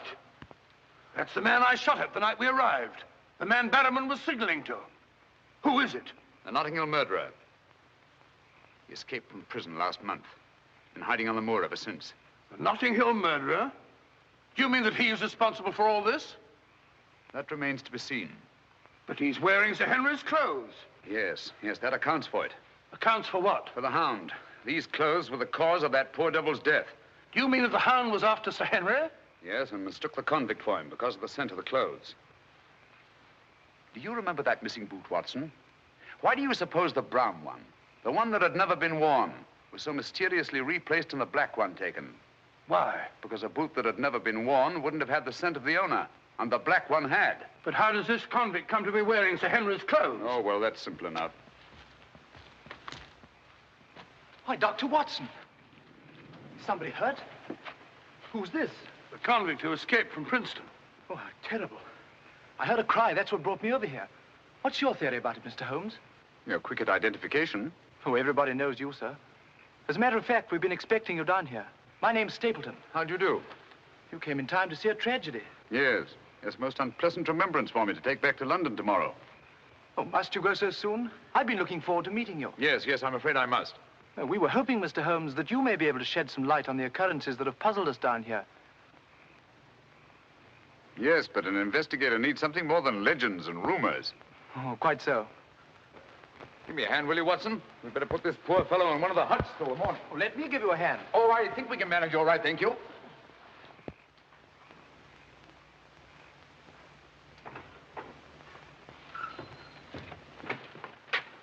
Where's Sir Henry Barrowman?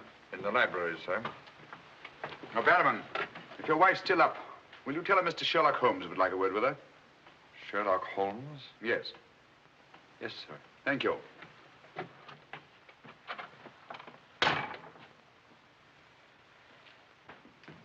Sir Henry. Holmes! I'm glad to see you so well, Sir Henry. Why didn't you tell me Mr. Holmes was coming? Well, I was he didn't know. We ran across each other in the village. I am glad to see you. What is it, Barrowman? Oh, I asked to see Mrs. Barrowman, if you don't mind, Sir Henry. Of course not. Come in, Mrs. Barrowman. I think you'd better sit down. Thank you, sir. I prefer to stand. I'm afraid I've some rather bad news for you. What is it? Well, it's going to be a bit of a shock. Oh. They've caught him. Your brother... They'll hang him for sure. No, Mrs. Barrowman. He's beyond the law now. He's in more merciful hands.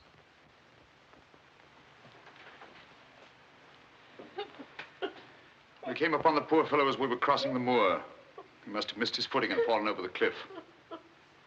No further need, Barrowman, to signal to him from the window or take food out to him or give him Sir Henry's discarded clothes. Oh, Sir Henry. It was all my doing. Barrowman here wanted to tell you all along so as you could notify the police. But he was my kin, my own kin. Even though he wasn't never any good. We understand. He won't hold it against Barrowman. Will you, sir? Of course not. Now take her along and see that she's all right. Thank you, sir. Thank you, Sir Henry.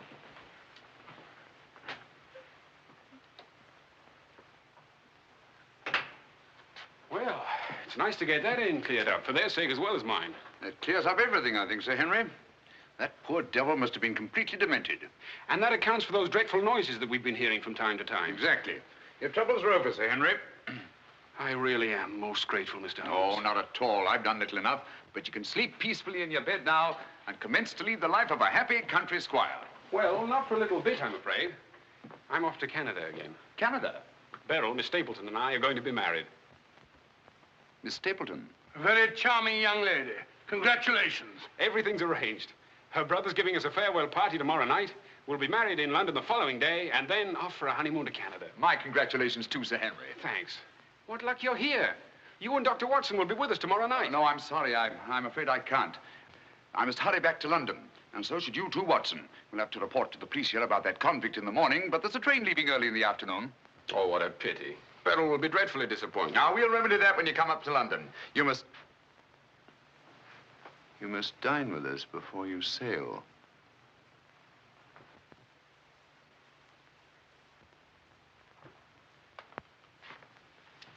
Well, there's the old boy himself, Sir Hugo. Hugo, the beast of the Baskervilles. Not a bad bit of brushwork by Ransom, one of the minor painters. Oh, I don't imagine it's very valuable. I can't quite agree with you, Sir Henry. One day it might prove to be of the greatest value. Well, we must be going.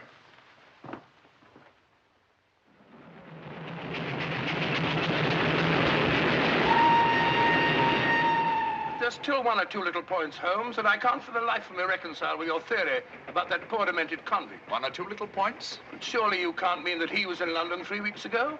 Sent that letter? Stole that boot? Of course not. And who the devil did? The same person who was responsible for the death of that convict last night and will try again to murder Sir Henry tonight. Tonight? Unless my imagination has run away with itself, and I don't think that it has. Then why are we rushing up to London, leaving Sir Henry entirely unprotected? We're not, my dear Watson. We're just giving the impression of rushing up to London. In a minute and a half, we'll be in Oakhampton. There, we'll catch a train back to Dartmoor. If my surmise is correct, we'll nab our man in the act. But if you know who it is, why all this roundabout rigmarole? Why don't you have him arrested? Because I've no case. Not a shred of evidence that would hold in any court. The only way is to catch him red-handed, to catch him in such a way that there's no escape, no alibi. That means gambling with Sir Henry's life. But you can't Gambling to save his life. But we've got to take that chance. Otherwise, the shadow of sudden death will be forever hanging over his head, and sooner or later... Here we are, Oakhampton. And may you both spend the rest of your years together in happy contentment. Thank you. Thank you. And now I want to thank you all for the kindness that you've shown a stranger. And when Beryl and I return, I want you to know that you'll always be welcome at Baskerville Hall. Thank you. Thank you, Sir Henry. It's going to be lonely for you, Mr. Stapleton, with Beryl gone. Yes, indeed it will, Mrs. Mortimer. I shall be more dependent than ever upon you, my neighbors. Don't count upon me, sir. In my opinion, you're a body snatcher. And until the courts have decreed otherwise, I want nothing whatsoever to do with you. Oh, Mr. Franklin.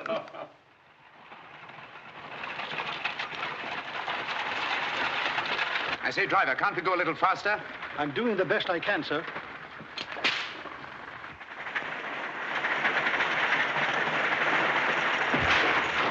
You idiot! We said go faster, not break our necks. How far is it to Baskerville Hall? It's 5 miles by road, sir, but if you want to cut over the moor, it's only about 3. Here you are. Come on, Watson, quick. Thank you, sir. It's been a wonderful evening, Stapleton. Well, glad you could be with us, Mortimer. Thank you. Take this brooch, my dear, and wear it on your wedding dress. It belonged to my great-grandmother. Something old, something new. You know. Oh, that's so sweet of you, Mrs. Mortimer. Thank you so much. And come back to us soon, both of you. We will. May I offer you a lift, my lad? It's such a beautiful night, Mr. Franklin. I think I'll walk, thank you. Merely a gesture of hospitality. Reject it if you like. Get up there. You're not going to cross the moor alone, Sir Henry. Why not? There's nothing to fear anymore. We can't be sure. Oh, but I have Mr. Sherlock Holmes' own word for it. Come along, James. Good night, Sir Henry. Good night, Mrs. Mortimer. And the best of luck to you both. Thank you.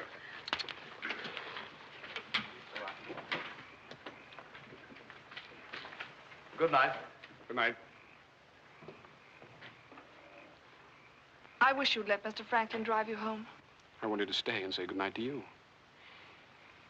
This is our last good night. From tomorrow on, there won't be any more, ever. Tomorrow we'll be away from this place. I wish it were now. So do I. Oh, now, don't be silly. Good night, Beryl. Good night, dear.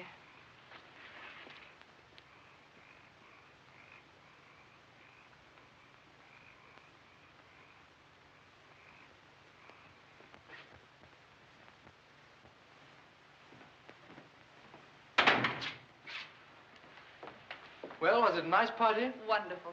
Everything, and most of all you. Jack, I haven't said very much about going away, but you know how I feel. Yes, of course. It had to be. Well, you won't be too dreadfully lonely, will you? Well, I shall have my work and... Henry and I'll be back before you even know it. Yes, of course you will. Well, you better go to bed now. You've got a big day ahead of you tomorrow. Good night, Jack. Good night, dear.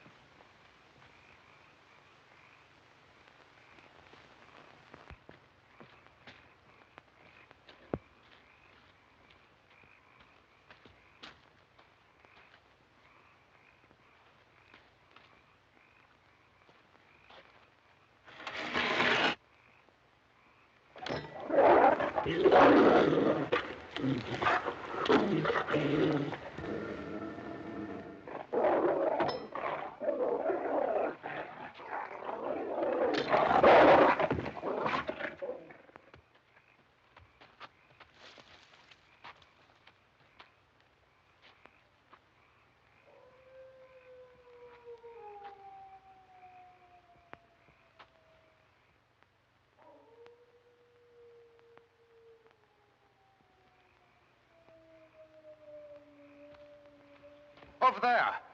We'll head him off.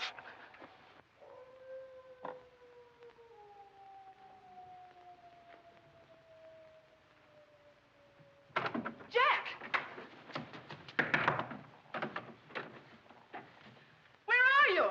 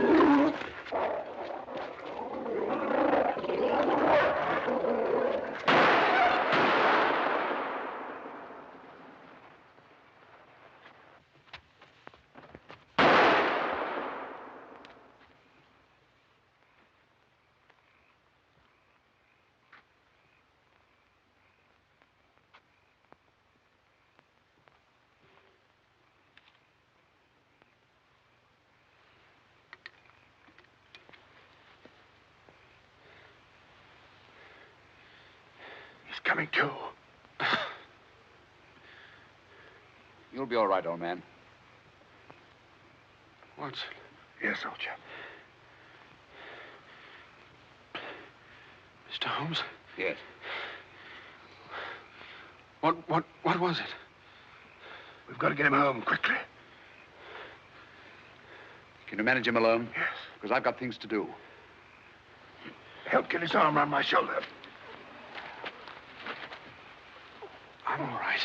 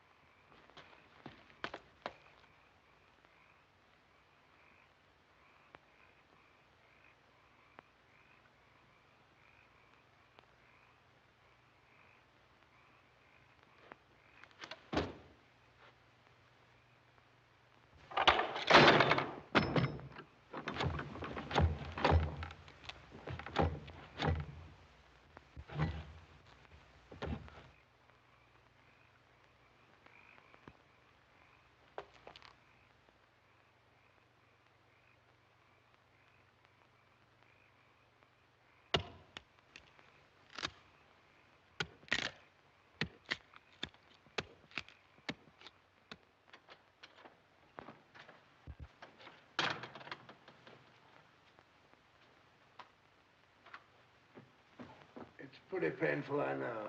But it won't take much longer. Go on, it doesn't hurt. Now, Mrs. Barrowman, some gauze, please. I just heard the dreadful news. Thank heavens you're safe. Is he all right? Well, now we know for certain that this is no legend, no myth. There really is a hound. Was a hound? Yes, Mr. Holmes told me. I ran into him across the moor. He asked me to send you to him at once. It's a matter of great importance. He said he'd wait for you at the spot where the beast was killed. I must finish here first. This poor boy's taken a terrific beating. Well, I can carry on for you, Doctor. I'm a bit of a doctor myself, you know. Do you think you could manage? Yes, I'm sure I could. I think you really ought to go, Dr. Watson. Mr. Holmes was most urgent. Oh, really?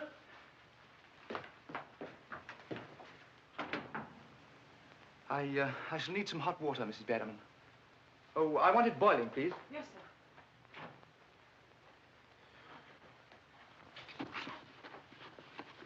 It must have been a terrifying experience, Sir Henry. Terrifying. It was. It was indeed. Yes, I can see you're still weak from loss of blood. I can't say I feel any too well. Here, drink this, Sir Henry. You'll feel much stronger. I'll see to your other bandages after.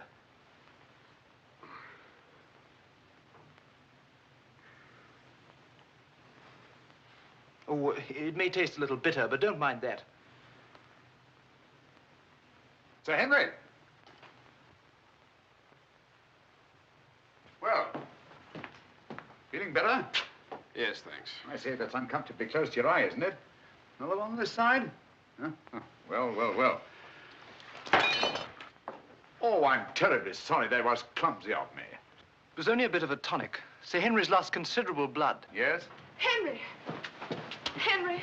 I'm all right, darling. Oh, no, you're not. We heard those dreadful noises on the way home. It's a mercy he's alive. I owe you an apology, Sir Henry, for jeopardizing your life. Jeopardizing? But you saved my life. But there was no possible way for me to foretell the fog. And I must apologize, too, for deceiving you last night. When I told you that your troubles were over, I knew that they weren't. But if I hadn't cleared out, the crisis which came tonight would have been indefinitely postponed, with the shadow of death hanging over you. And over you, too, Miss Stapleton. You knew this was going to happen? How could you know? The person who wanted to snuff out your life, Sir Henry, was the same one who plotted to kill your uncle. He wanted to get you both out of the way so that he could lay claim to this place, to the whole Baskerville estate. In tracing back his lineage, he discovered not only that he was the next of kin, but also learned of that old legend about the Hound. So he brought the Hound to life by the simple expedient of buying the most savage dog that he could find and hiding it here on the moor until he needed it. If he had succeeded tonight, the blame would have fallen on the legendary monster, and no possible suspicion would have been attached to him. A most ingenious device. And I'm quite sure that he would have had no difficulty in proving his claim to Baskerville Hall and all that goes with it. The most amazing instance of a throwback that I've ever seen.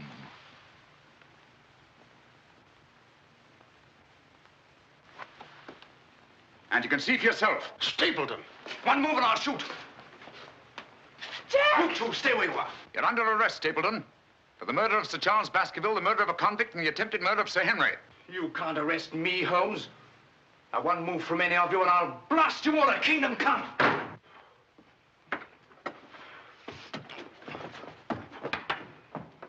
So sorry, old boy.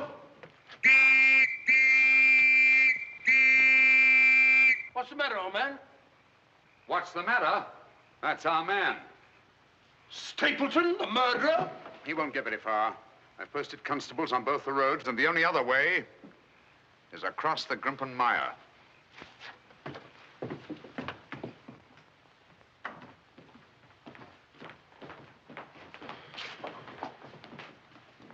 I'm so sorry, Miss Stapleton. I wish I could have spared you this. Well, that officially closes the case, Sir Henry.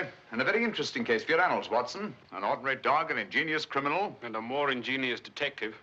I owe you a tremendous debt of gratitude. Oh, we all do, Sir Henry.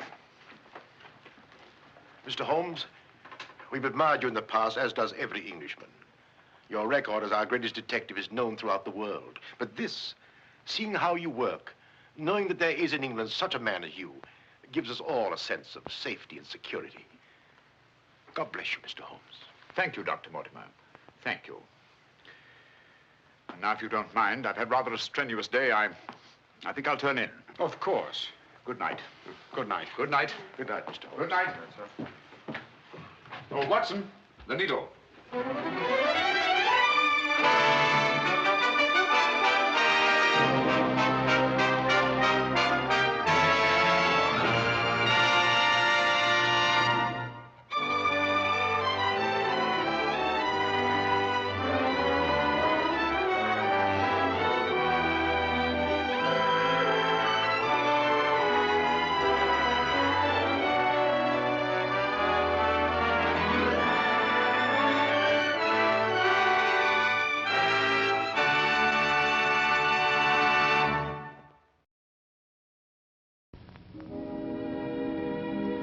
And now, folks, it's time to say goodnight.